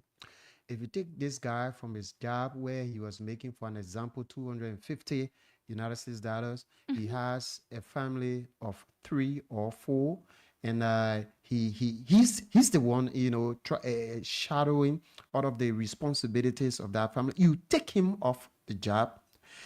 You know, some of our comrades around at times try to, place this issue about they were on, I know which type of ghost list. What is called ghost list? What is called ghost list? They are Liberians. So what you do, you create a method, you create a system to change that ghost to a living soul, right? So these are strategies that we believe that the Liberian people believe that President Bouaka was going to employ. You have a population of close to 6 million now. The population of Liberia is growing. And now, in Liberia, there are a lot of Liberians who have seen government job as the only major source of income. The private sector said no. So the population of Liberians who are working for government, is civil servant, is just around maybe like roughly 10% of the population. So that 10%, you came on board and you reduce the number. You reduce the number. You have sent people who are angry back, within the society. You have sent people AFL. with grief. Look, The EPS. that is another. These The people, police. these people are security experts, right? These people are security experts. They know how to make They their have way. ability to make their way and make yeah. things happen. You take these people, you take these people off their jobs. Some of them even had arms with them. The EPS. Oh yeah. They had arms. Oh yeah. We It all is- said them. Yeah, it they is show hard- it on camera. It is highly possible. They have their arms. Yeah, with but them. they show it on camera. Yeah, that day I was like, they had their arms, but then the government served them letter that they are being, they are no longer working. But guess what? The people show their arms on camera. That they in studio. Yeah. Yeah. So how can the government be so immature to that extent? Samira, you see, Liberia right now, we just need to keep talking. And because we know that people that are steering the wheels of our country, talking cannot change anything. And now you see this, like I said, this is the risk that Liberia is getting into. People who are angry tend to be, lawless. They tend to be lawless. You cannot take me off my job, then they're bluffing all around the place, buying luxurious cars. You're talking about one person making about 15,000, one person making 20,000. Then you're taking somebody off job that was just making like about 200. Can you imagine? So Liberia right now has become gullible. This country right now has reached to a point wherein everybody living on their own. Yeah. The government right now has lost total control over its citizens. Now, people have been talking about protest. President Bwaka's regime will witness the biggest protest ever within the history of Liberia. President, we are region, right? President Bwaka's regime will experience the biggest. Look, we are seeing the determinants. We are seeing those, factors that are leading to that. The COP protests were just a play. I'm telling you, Samira, you sit on the show and you mention that. The biggest protest ever. Liberians are angry. One of my friends, 24/7, always under my post, cussing me for Bwaka business. Can you imagine? Yesterday, the man posted, I want to send laughing emoji under his post. The man mentioned that President Bwaka, I'm telling you about a staunch supporter. There's a guy that used to talk about President Bwaka and the Unity Party are anywhere fearlessly. So if this young man can post, we are not trying to draw our conclusions from the opposition standpoint, right? No. We are looking just within their circles. Those same individuals that supported this government overwhelmingly are the same individuals right now that are castigating their own president and government. No and time. these are signs. So imagine if the opposition population jump on the street to protest, plus there are 50% of President Bwaka's supporter join. So I'm just doing the math so that you can understand the weight of the protest that we are anticipating. I'm not saying war. I'm saying protestation, right? This government is going to witness the biggest effort within the Republic of Liberia. Yeah, because people are angry. Yeah. Hunger strikes will go on. People are hungry. Yeah, people are hungry. And let's say this, then we go to the phone lines, Francis. The thing here is, mind you, the way in which the government, the Liberia National Police under Greg instruction, the way in which they are not giving chance to peaceful protesters. Mind you, if the protesters are coming out again, they will know as to how to come out. The man want to because please, they will say, please a boss man. yeah, he's not working for the Liberian people No, again. He's working for President he's in the Bouaka. government. Yeah, the police that are there to protect lives and properties in our country. Samira, They are the ones who forget are about that destroying quotation. them. Forget That's about it. that quotation. But the It no quotation longer is exists under President Bouaka's regime. Look, properties have been destroyed. Properties are stolen on a daily basis under President Bouaka's regime. Some may say that he has been existing. He has been. No, we are not talking about comparing right now, right? We are talking about rescuing Liberia from those things that Liberians have been suffering from. Liberians' properties have been stolen on a daily basis. Liberians' lives have been taken. The Kinjor incident, right? Without any proper outcome on Greg. Now, he's unable to produce a comprehensive report as to who were those perpetrators behind the Kinjor situation. So, if the country become lawless, trust me, we are heading for tyranny. Yeah. There are a lot of cases within this country that people are losing their lives on a daily basis. Look at this young man that his body was found along the Abitoba Road once morning. He was a rising journalist, a bright young man. There are several cases. Go within the rural areas. Okay, so let's go to the phone lines, and when we get back, we will try and see as if we get the spokesperson for the Liberian National Police, Cecilia, on the line, so that she updates us as to the violent protests in Lofa County relating to what happened there with Yakpa. Yeah, we will see us. Maybe I will call her, right? I will call her and see as to if she answers, so that she'll be able to tell us as to bring us up to speed as to what is happening. She's the spokesperson though. The numbers to call are 0773 419502, 0773 419502, 0555 1847 11, 0555 1847 11, and 0773 978564. I'm going to call out the numbers for the last time, then we just take calls. 0773 419502,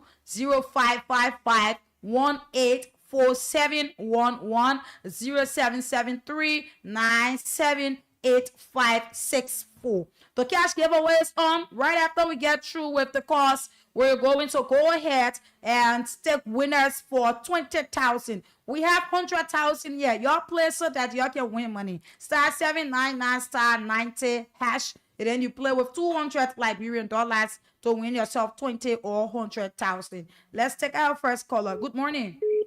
Good morning, sir. Good morning. You're live. Yeah, I want to tell you. You said something. You said that on the biggest protest. It's not they want honor the administration of the Bouaka. They will honor the administration of Sabo, April 14th. So my brother, if you just listen, he said the biggest protest will be looking at how the anger of the citizens will continue to rise on a daily basis. They continue to get angry. I'm describing future things. So he's saying will be in this government. Thank you. Sir. This person, morning. Good morning, everyone. Good morning. You're live. Thank you for the show. Good morning. Yes, please be audible. Okay, I said, let me say good morning to your studio. Or says, why your studio get after it is because they never came to rescue. Yeah, repeatedly said this that this a neighbor old man only came to suppress, depress, and oppress the Liberian people. The neighbor old man is very much insensitive to the fact of the Liberian people. Who go to bed, better not even eating on a daily basis and go to bed hunger. Even in Grand Basel County, where we live, we eat there to go to bed is sharing every day. You know, people can run all day with sharing. My own pastor brother, who is the Minister of Information, he does nothing. Even he come here, he just run speaker at the end of the day, find for all generator at the back, and even nobody can even see the kind of dividend from his own community. Okay, thank you. If you are joining us there from Grand Bassa County, that is Voice of Liberia. It's a It is 7.5. I'm sure the frequencies there are too many. So yeah, I have to be getting them. If you're joining us from Bone County, you say it. You call us and tell us as to where you're joining us from. Good morning. Good morning. Go ahead. I'm Sentoba calling you from Kakata. Kakata. Okay. Yeah. No, is it create only only single grenade for him? Only one grenade that will keep people for months down. One grenade. That's all I will say this morning. Okay. Thank you. This person, yeah. Morning. Okay, let's see. Let's take this person. Good morning. Yeah, good morning, Samira. Your name and where do you join us from? Jim Moses was calling, and I'm phoning from a Rossi Highway Restaurant. Okay. You see, Samira, all that you guys have catalog instill a worrisome. The worrisome, a Liberians and talk to Waka will destroy the country. They talking will not solve the problem. Not because the police, they are etc.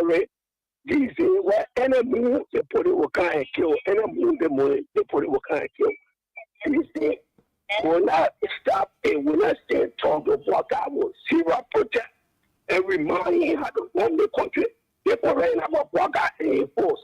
We want to give the country to Waka for 6 years so that he can stay the affair of the nation as a leader, not to stay top as a tyrannical leader or as a dictatorship leader. Okay. For all in the country. So Thank you. Let's go to the next line. Yeah. We need to take calls from all curse. Good morning. Good morning. What is going on? Good morning. I'm not getting this person. I think the producer will need to come. Let's talk to this other person. Yeah, I don't know why I'm not getting this person. Good morning. Good morning. Hi, good morning. Morning. Yeah, live. Good morning. I'm Zach Irenina calling from Central Buchanan, Grand Bassa County. Yes, Grand Bassa County. Go ahead. Thank you for the topic of discussion this morning, Samira. Look, we have put ourselves in a predicament in this country. President Boycott and his group lied to us. Jeremiah Pia, when they were used to be on class reloaded, discussing the issue. Today, the Liberian people, the people gave them power. They are here killing people up and down. There's a hotel, the manager that they killed in Amarovia town. And the vice president is aware about that killing of that particular young hotel manager. They did that. This government will feed the wreck of us until we get ready. Who is Gege Kuma? They are our children. Gege Kuma grew up in our hand in Central Buchanan. He's not more inclined and more brave than us. Anytime they give him power, then he bring Nelson Fremont side in. Nelson Fremont, the one that can do this, that way. Then he bad me going. He's sitting down there. He do not want to talk. Okay. But when our court is filled, they will come that we always tear this country into a different place. Thank you. Thank you. Thank you. Let's talk to this person. Yeah. Good morning. Good morning. I really want for us to take calls from this other line, but I don't know as to what is happening. Good morning. Yeah, the caller can just call the alternative lines. Yeah, because they have their own respective lines to call. Good morning. Yeah, good morning, Samira. This is David King. I'm you from Monrovia. Okay. You see, Samira, Liberia and Liberians need to wake up. You know, we have talked a whole lot. We talked now for 1 year, and nothing is happening. I think we need to go radical. The boy cannot kill all of us. And we have seen countries that they have parents, living in our country, leading them, the way they led them, it was outright, and they got the people out on the street. And they brought that radical regime down. If one guy wants to serve as a terror to us, and which he's already doing, I think we all can govern out the forces. But you know what can help me most? Like people just say that talk, big talk. But nobody willing to get up to champion the cause. Okay. and I mean, enough is enough. Okay. People cannot die mysteriously in the country. People die for depression on a daily basis. People committing suicide. It's all because of the misrule that we have for all Bwaka. So it is time now for us to wake up on our bed and get in the street and make sure Bwaka. Thank you. Good morning. Good morning, Samara. How you doing? I'm okay.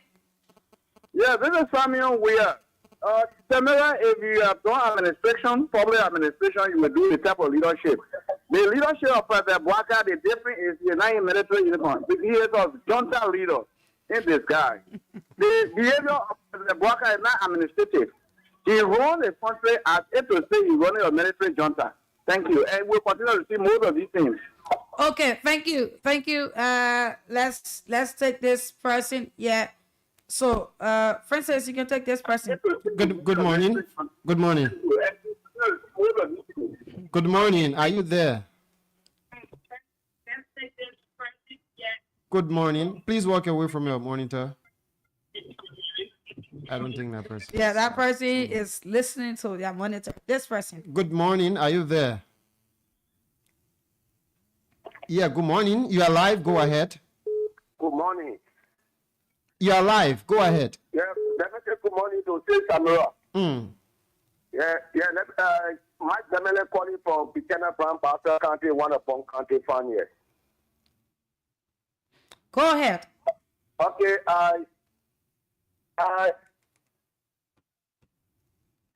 the problem there is, let me not lie to the Liberian people.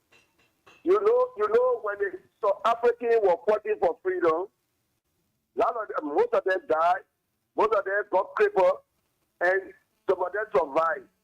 But now we the Liberians, we are more than the struggle the South African through the administration of Joseph Boakai. Boakai is not proceeding the right way in this country. Boakai has taken Liberia to be a farm that he will marginalize the Liberian people, and he don't care. Anything he feels like going to the Liberian people, he will do it. We thought that this 2025 will be a change year for Liberians. But it's increasing day by day. I don't know what Boakai is depending on to marginalize the Liberian people. He said there are too much of people portraying, even he's not acting like a president. Okay, thank you. This person, morning. Yeah, good morning, Samira. You're live. And good morning to Francis, Leon, and Kokwe. Good morning. Yeah, I'm Miles Madange John, and I joined the conversations for my resident in Bannersville. So you and Francis have laid the foundational premises for this discussion. President Boakai and his group of gangs inherited this country on the basis of killing one Momo Tama in Lofa County. These people spilled blood to inherit this country. These people made threatening statements during the electoral time that it will be the end of Liberia if they don't inherit this country. These foundational talks were on the basis of their desperation, self-interest, is everything they came to power with. So when they said our president, we are officials were looting this country, they made the mass base of the Liberian people to believe that President Weah was at his worst. For everything they criticize President Weah on is what they are doing. We talk about the private jet that President Boakai is riding. President Boakai, when he went Ghana, he went to shake the president's hand of Ghana. He came back after 2 days. President Boakai has gone back for the inauguration ceremony of Ghana president. Yeah, okay.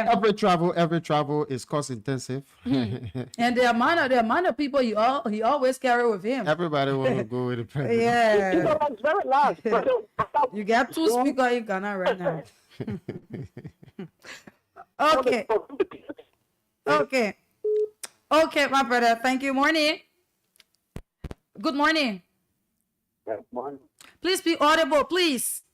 We have. Good morning. Yes, Yeah, quickly. Go ahead. Let's quickly. go ahead quickly. Other people want to join.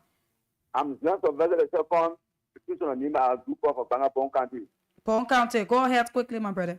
It will not be good for Nima, but saying the bad person are involved into killing people in this country. That's good for we want for the life of Malian to be happy.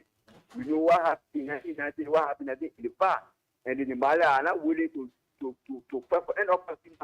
Yeah, you are a point. I mean, you're a letter by the people of Nima to do the job for this country. It's not way to do the job and step down. But you cannot be something done by evil in this country. That will not be good. Okay. Okay, thank you. Let's talk to the next person there. If you call us, just make your point quickly. Morning. Yeah, at least a minute will be sufficient. Morning. Good morning. Hello. You're live. Go ahead. Hello. Yes, you are live. Go ahead. Yeah, good morning. Yeah, good morning. Good morning. Good morning, sister. Good morning, brothers. Yeah, I'm speaking from Grand Baza County. I'm Chris Woods. Okay, once again, I'm thank you for the topic on discussion. I want you all to then be calling on broadcast because we Liberians, we look for it. We look for it because he said, as we stranded the resources of Liberia for Liberians. But then we sat down, we said we need Joseph Boakai to bring arrest. We arrested all of them, we complaining. Let the arrest continue and let evil doers be continue. Okay, thank you. Thank you.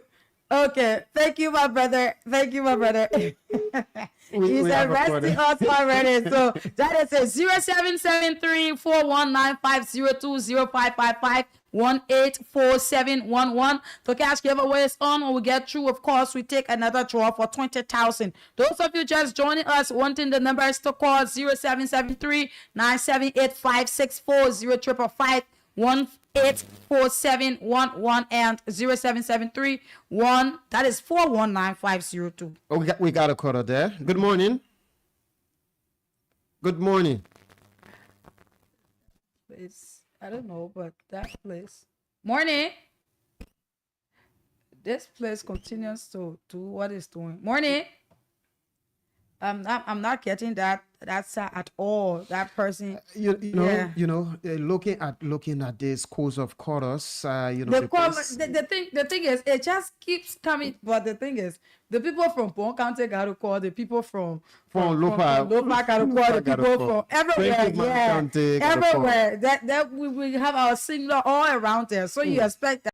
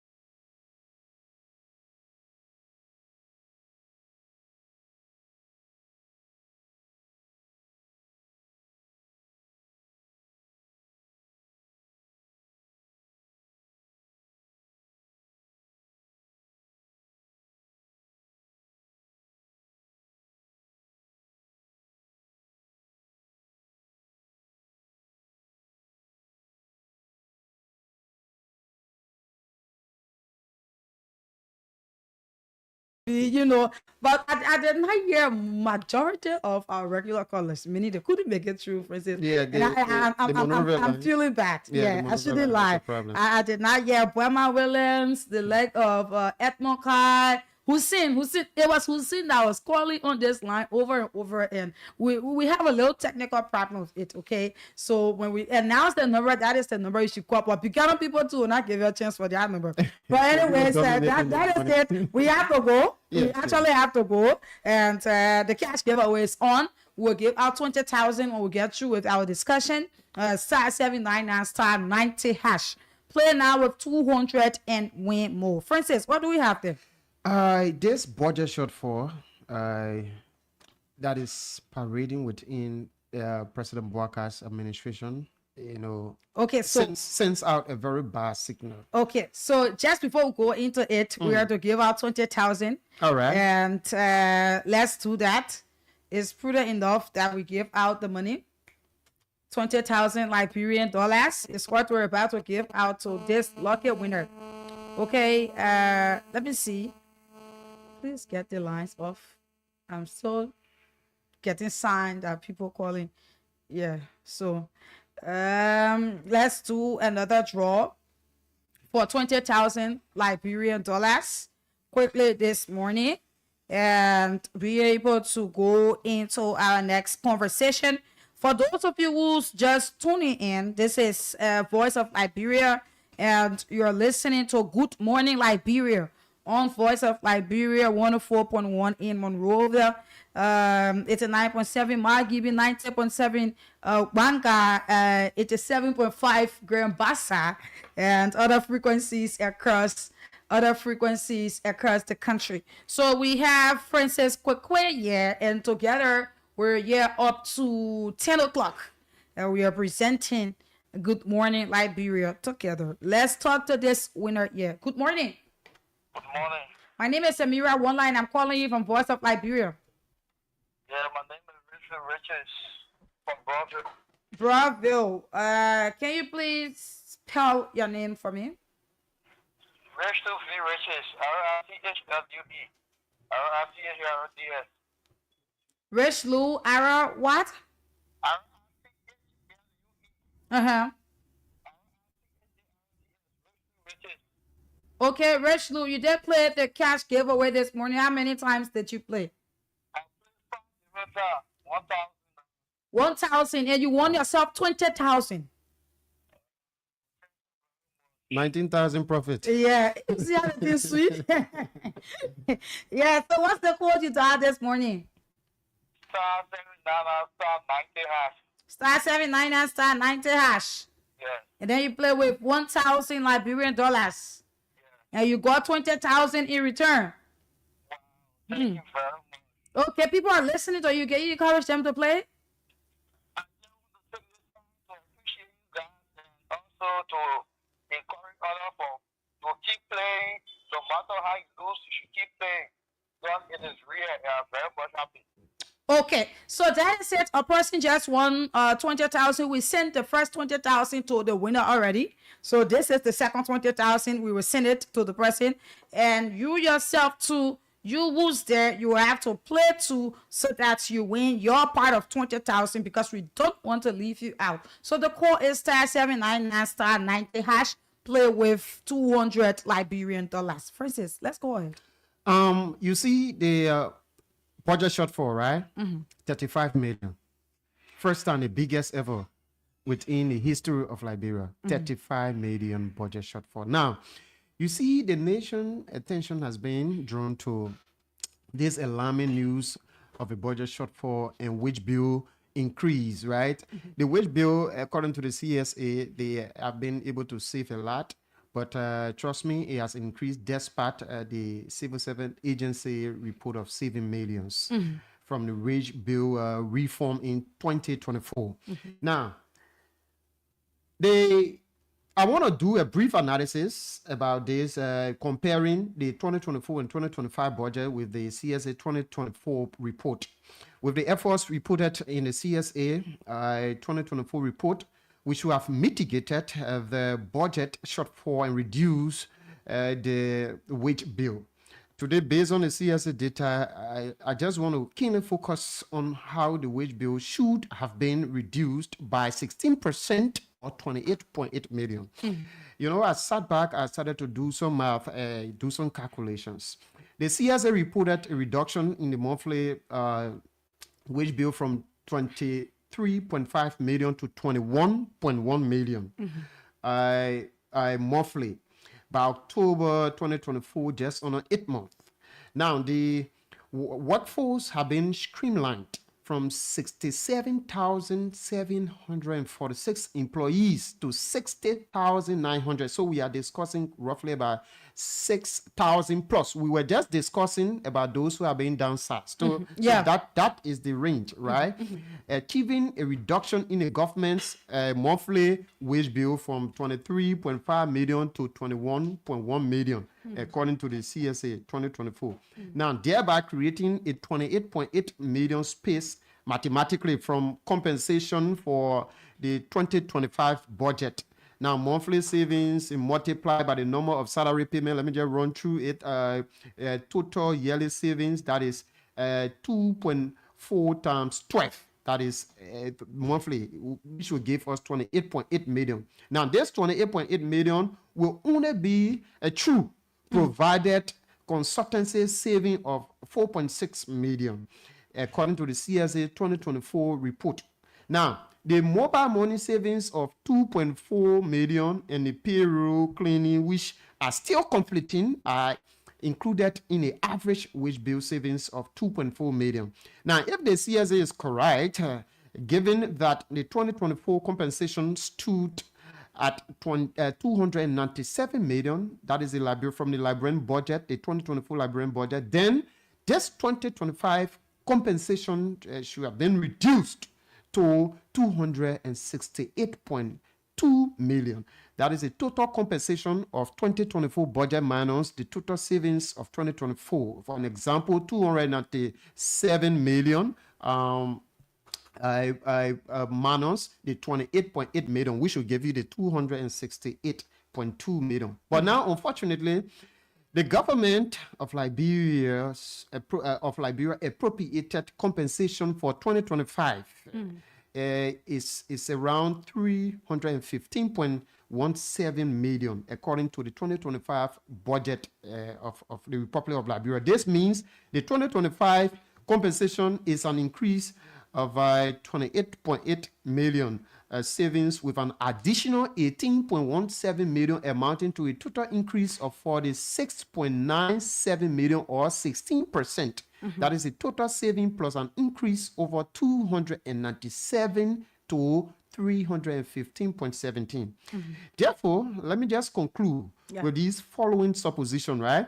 The CSA may not be saving, but creating space for the employment of the rescue missionaries in the government, because you cannot reduce the wage bill at the CSA and increase it at the Ministry of Finance and Development Planning in the ensuing budget year. This is one government, one budget, one payroll system. It is not separate. Otherwise, the CSA may have saved if, while others it through the computer, right? In summary, a comparative analysis of the data within the CSA 2024 report and the 2025 national budget does not confirm any savings from the wage bill. So the CSA must find the appropriate description of her actions. Otherwise, coordinate with the Ministry of Finance and Development Planning properly before publishing such a report.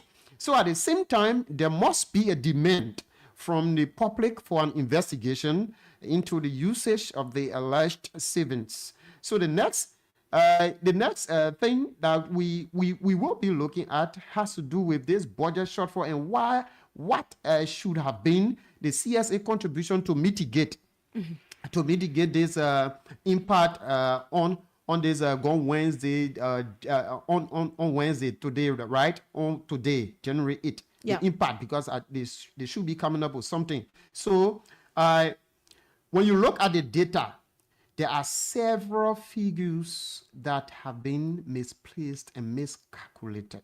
So if the discrepancy, if the coordination is not existing between the civil servant agency and that of the Ministry of Finance and Development Planning, we will always experience budget shortfall.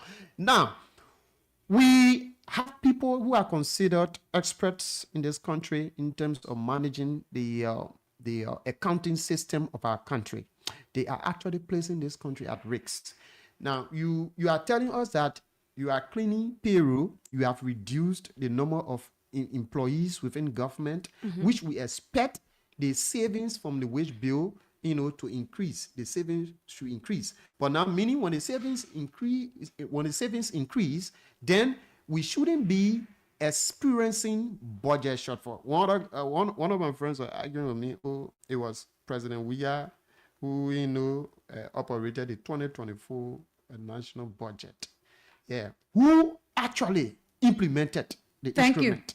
Who actually implemented the instrument? It was the Bwaga's government. So if the people are unable to do the Liberian people's job, let them be clear. Stop pretending. You are killing Liberians. Look, about 6,000 to 7,000 Liberians are out of job. I'm talking about from the governmental sector. Yeah. Right? They are out of jobs. So this wicked government, I want to say wicked government, are not doing justice to the Liberian people. Samira, I think like a few months back, I was following one of the ministers on one of the radio stations, posting about the first year. In the first place, there was a black due 100 days deliverable of President Bwaka. Thank you. 100 days deliverable. They are unable in the roads. Yeah. That 20 something million road construction that was a fiasco. The money said the man who is over that thing, he ate the money from the Ministry of Public Works. Yes, I just forget his so name. You cannot in the first place. What's the outcome? What's the outcome of that 20 plus million that was expanded on that road at the end? But when they were talking about that road, I felt maybe they were going to cement the road or place asphalt pavement. But not knowing, they went and just hustle for one. We rented one yellow machine from around and go do Dusty Road, which a private citizen can just undertake. Yeah. But now, taxpayer monies was wasted on that fiasco project that today we are yet to get any living evidence of what was expended on that project. So there are a lot of intricacies, there are a lot of ambiguities that are existing within President Bwaka's government. Look, the first year that we've experienced, the 0% performance of President Bwaka is going to increase in this 2025 to -0. So we will not sit and see these people strangulating our ordinary Liberians. Exactly. Samira, you have the ability right now to sit and speak your mind through the microphone. You send a national concern out there, but others do not have the ability to even write on social media. So imagine. Yeah. And one of the things too you should look at is it was Roden Gideons that did that thing from Public Works. Yes, with the road issue too. But one of the things you should look at in this government is that the whole road thing, it was a fiasco. That one passed. It slapped us in the face. But the thing is, the government continues to do what they're doing without anything saying that we're not to do this or go into this, but it seems like we're running a country without the rule of law, because our laws in our country, it is not being respected, even by those who made the law. Yeah, it's not being respected. From the legislature to the Supreme Court. To the Supreme Court. Can you imagine? The enforcement aspect is pulled from the executive. Yes. Can you imagine? We have two speakers in Ghana currently. That part is actually funny. Imagine ECOWAS came to settle this speakership thing. They couldn't do it. At the end of the day, they had to leave. Samira. At the end of the day, the president said that the executive is not to interfere into legislative matter. Blah blah blah. But he just signed the budget. The guys had their plans. The guys had their plans. But it's unfair. But you see, the budget that President Bouaka signed in his living room yesterday. Yesterday in his living room. The budget that he signed, this is the same budget that Councillor Fonati Kofa was having, a lot of suspicions about that needed investigation. But now, when you place your hand somewhere, you don't want somebody to chop it. Yeah. You should look at where you are placing it. So instead, the guy said, but no, this Kofa man will give us a lot of help. So if we want this thing to work, let's get him out. So the entire removal of Fonati, of the councillor, let me just tell you, it has been marked by criminal motives. It is not about, we want Unity Party Speaker to be in power to show that coordination. No, that's not it. But to boost the criminal activities of this President Bouaka's administration. But the paper said it clearly in Lofa County. Hey, gentlemen, I'm not telling you guys to you should not steal. But if you steal, you should give some to the Liberian people. The man say, the man say bless. How will you bless somebody who stole their money? The thing is, that thing coming from a president. Can you imagine? From a president. So imagine, for instance, if you're one of the ministers and you happens to steal 10 million. Let's just use 5 million. Not 5 million. We should have 5 million. Oh, the Liberian people, that's true. It's not true. I mean, 500,000 is good. It's good. That's what the rest he take it for himself. A president will encourage his minister. But mind you, it was the same president that said that there will be no corrupt official in his government. It was the same president that said that anybody who's from part of corruption. Look at how the men came on board quickly. They came and they started to put people outside for CDC. Say the other person corrupt. Now United Party, Luther Tape, all the other people, the people from NASCO, blah, blah, NASCO, all of them, they're still the same. I mean, die. Yeah. They are still passing around. They are still passing around. Not being investigated. Look, if you want to stop corruption in this country, let those who are found guilty be seen themselves facing justice. Oh, yeah. This is the only way to fight against corruption is going to be materialized. But Samira, let me tell you how I analyze the public statement from Lofa. Gentlemen, I'm not telling you to not steal. But if you're steal, you're blessed. The people. A sound person may conclude that this old man has started his own stealing. Ever since. Because, if you're not stealing your business, I'm taking my own. The one I get, but I'm tossing, we are not talking the politics, we're talking the politics. But I'm tossing. Let's just put it in our own understanding. Me and I attend to all women around here. So at the end of the day, like, Brempo blessing a presidential job. You think what I would do? What I would do? I'm going to take care of myself, take care of my family, take care of my grandchildren. I'm going, like, the man is seeking the best medical treatment he's all get right now. That man was never thinking about going back, Sierra Leone, doing this. Have you been following President Bouaka going to Sierra Leone, doing donation, identifying people? Since when Bouaka had a foundation? The last time he had a foundation, I think they said that sardine they divided on people. Whoa.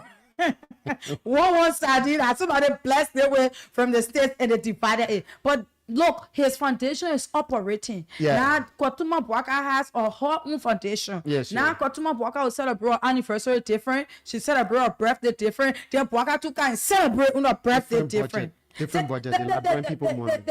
The disheartening part about it is that his sons, they enjoy it too. Look at the club rest of the main horse. They carry the team way up and say, since my father president, they put it way up. They carry the. I thought they were actually.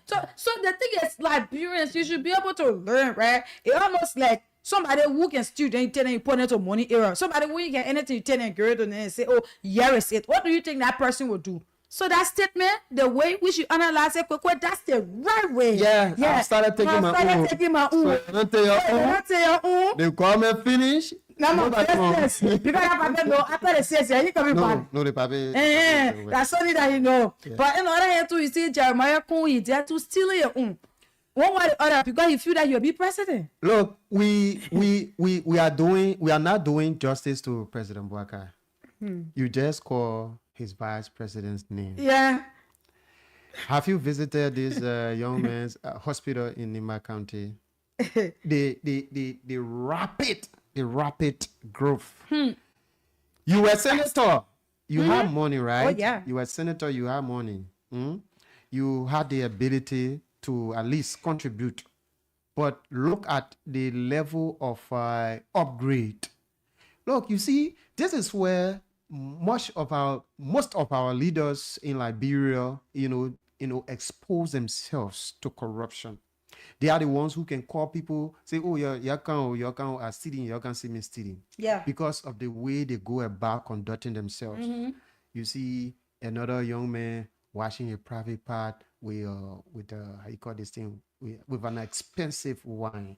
Look at all of these things. Look at all of these things. These things are happening within the state, and Liberians are here watching. Look, this country, we as young people coming up, we just need to build up our minds, in a different state. If we would tend to look at what these guys are doing now, that, oh yes, they did theirs, it is our time to do ours. Go nowhere. We'll never go nowhere, because trust me, President Bouakai and his cronies are not people to trust in handling this country. In handling this country. So I don't know. We just need to be more robust in engaging our people with sensitive information, making them to know that yes, there was a gross mistake made in electing this president. There was a terrible mistake made. Now they are regretting. You see, regrets can only give you pressure and then out of your sickness over and over. There are unity partisans. I still want to enter their cycle. There are unity partisans who are crying on a daily basis. I'm not talking about jobs, so that, oh yeah, I ran a campaign, give me a job. No, but for them to really have food to eat. Have food to eat. They having access to basic social services from their president that they promoted and elected. Let me tell you. Let's just throw light on this. I'll continue to talk about this. I don't know how people see it, but shortly we'll use 5 minutes for a call. Yeah, we'll take. Because we'll not take just 5 minutes. But let me tell you this, for instance, if you look at this and just analyze it, it was regret that killed Piwachi. Hey, I don't want to lie to you. That somewhere. I'm telling you, when I see people be like, oh, the politics, business, and will not leave it. As the papa complained to you, he could not complain again. The man was He promised. complained. He was promised. He complained. He was promised. I think something due around 9 million. Then that he wasn't even sick. He just realized. No. It was regret. No. If you listen to all of his conversations that he had, I say you listen to the man too. The man said he had to go. He said, imagine, I dared to go pay for my daughter to get work. They kind of tell me, I just say that in my corner, I just money myself because Boka can't even pick up my call. But you see that? This is where most of them were not smart. This is where most of them were not smart. President Bouakai is not a good leader who is capable of making independent decisions, right? President Bouakai has been remote controlled. Yeah, right? So if you think that, yes, I supported President Bouakai because of the personal relationship that will be able to benefit, no, there is somebody making the decision. There is somebody making appointments in this government. There is somebody there making allocations, budgetary allocations from the office of the president. So don't worry, don't cry. You just have to adapt with this system. Just adapt. That is it.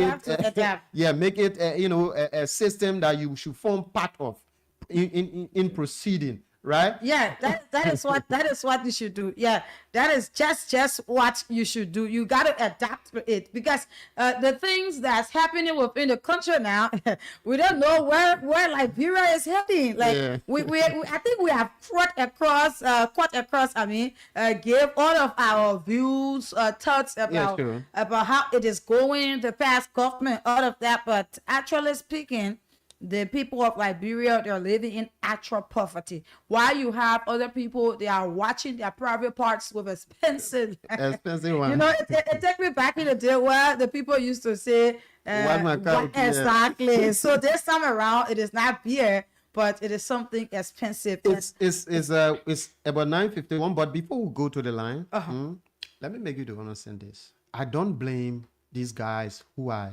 involved with wasting the Liberian people resources. You see, if you take a poor man, you give that poor man a rich man job, what do you expect? Somebody who has not, possessed roughly about 10,000 United States dollars personally before, you giving this man that's for an example. That's for an example. In his entire life, he has never obtained 10,000 United States dollars personally to hold it to say, yes, there's my money. But now this man, you give the man 15,000 United States dollars job every month. The man is now receiving 15,000 every month. Money can change people. That man will get crazy. So there are a lot of crazy government officials operating right now. Oh yes, within President Bouakar's yes, government. and you have the ones there, Kwekwe, that they have not yet come across any of these contracts. So if the people bring a contract and say you get some kind of 2%, 1%, they will accept it. Yes, true. Not knowing the negative impact it's going to have on Liberia. But let us go to the phone lines on 0773-419-502, 0773-419-502, 0773-978-564. So the numbers that we will call, they are the numbers for you to call. Yes. So the Monrovia people, your number, your line, it is not on. So the two numbers that I just announced, you can call on it too. We have few minutes climbing up to 10 o'clock, and we will call it a day shortly. 0773-419-502, 0773-978-564. These are the numbers to call. Good morning. Good morning. You're live. Yeah, my name is Isaac for Johnson District number 2. Okay. You see the problem we're going through, Samara will continue to go through this problem. Somebody who came to the presidency on the basis of accountability will tell the people that if you want to see or spend the money on the people, that person is not a good president, he's not a good leader, he's not serving as a good example. So all the problems will continue to go through, but we pray that God will help us one day to be safe on this demonic president. Take down with the president too now. The way you press on the demonic like that, let's try this side to see. The way in which you press, that man is our president though. Like it or not, whether you are the one that put him there or not. And you know, I can always tell people, some people say, oh, let this one happen. No, let the man remain the president for the 6 years. Criticism is not a crime, but we shouldn't be insulted. And let the man remain president for the years that he's supposed to be there, the 6 years. Nothing will happen. Nobody should pray for anything back. Morning. Good morning again. Say Samura. I'm Mark Bailey calling from the Cameron Pampa County, one of Pong County fan here. Okay. You're live. Yeah, okay. Thank you very much for the part of this morning. I think Samura, they say the last day before we know what and his ministers are doing. Oh, they are criminals. That's the thing that most family to be a woman.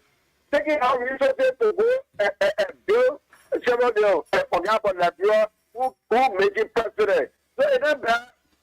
I have to not forget. Okay, thank you. Let's take the next person. You just changed your location. Okay, good morning. Morning.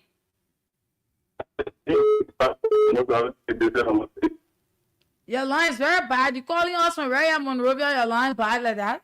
Morning. You're live. Come again. I'm Samuel Patrick Captain, speaking from Johnsonville. Okay. Yeah.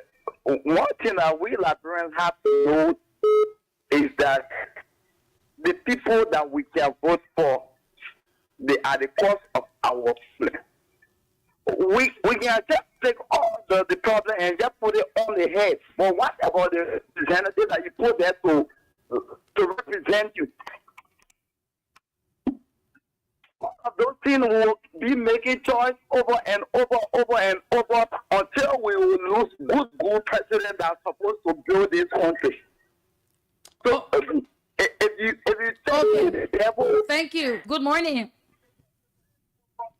Good morning. Good morning. You're live. Go ahead. Well, I'm Zach Aaron calling from Central Pecan, Grand Bassa County. So, look, God exposed President Black and God showed all the vision that this man shouldn't be elected. Because there were many confessing that President Black was doing at the time when you were not president. He said you were living alone. He said you were all packing. He said they corrupt the system, the economy of the country. They stole our money under the 12 years of Madam Study. And all those things that what I was saying, it is God that put it in your mouth, that the Liberian people should listen to him. And today the owner is ill treating the Liberian. It is the wrath of God that is coming on us because we refuse to listen to God. This wicked and desperate old man at the age of 80 years, he has nothing to offer the Liberian people. Teta, you talking to the 80-year Tico. The 80-year Tico, we get that. So the men of Tico, men of God. So you got to take time. How you talking to him? Let's take it from this line and see. I think it's going to work. Morning. Good morning. Good morning. Morning. Okay, this one is not going through. Morning. I heard something just now. Okay, so we have just 3 more minutes. Let's use it to wrap up. Yeah, sure. Quickly. I hope that we get this line fixed soon, please. Yes, let's wrap up quickly. We cannot read your comments from Facebook. The comments are many. I'm going through the comments. I'm just, yeah. So we have to call it a day, Princess. Yes. What do you have to say to the Liberian people as we leave? Let us pray for our country. Let us keep praying for our country. Only God can help this country right now. Not President Boakai. President Boakai, even you will sit, you get the biggest envelope from him. Do not still parade with praises about him. He has nothing to offer to our country. He has nothing to produce for our Liberian people. So we need to pray for this country. Now, Liberians, you have to be self-employed. Doing this is here. You have to get self-employed. Empower yourselves. Yeah, business. Empower yourselves. Make use of your hands. Try to do something for yourself. Do not depend on this old man. Do not depend on him and his surrogates. Do not depend on them.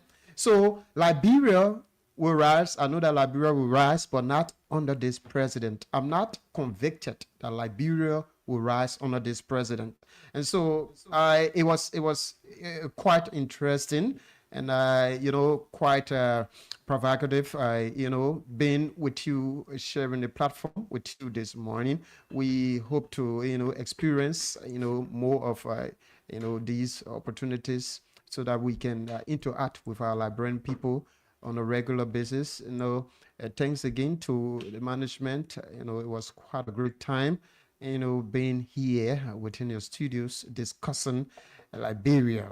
And before I leave, it is an emergency call to all Liberians to stand up, to face the actualities within this country and be able to transform your minds, be able to transform your actions, be able to transform yourselves. Make sure you engage yourselves into productivities. This is the only thing that will be able to drive you through. So many thanks to you, Samira. Hope to see you. Maybe hope to sit again with you another time. Thanks a lot. Thanks again to the Voice of Liberia family. Okay, so you've listened. And this is how we would like to say thanks to all of you. Indeed, it was a fascinating conversation. Yeah, and it was great teaming up with Francis Kwekwe. Like I said, he's one of Liberia's best journalists. And it's great that I got to experience that. And that is it. You've listened. We hope to be here on tomorrow with Good Morning Liberia. My name is Samira Ronlai, and I have been here since 7 this morning. And we have had a lot of conversation. And let me say thanks to all of you who followed. And it's great talking to you. Those of you in the counties, I want to say thanks to you. We will always say, let us disagree to agree. Let us sit around the table and be able to proffer suggestions. But we should not fight. We should not go back to the bushes. So the counter meet is on. It's about to start. I'm sorry. And if you want to be a sponsor, we're open to sponsorship. We announced the number yesterday, and we're going to announce it today. Those of you that did not get us yesterday, you can call us today. We're sorry we missed all of your calls, but call us on 0881-275-189, 0881-275-189. That's the number to call this morning and be a part of the sponsorship for the counter meet. Do have yourself a pleasant day, and this is how we say bye-bye on Good Morning Liberia.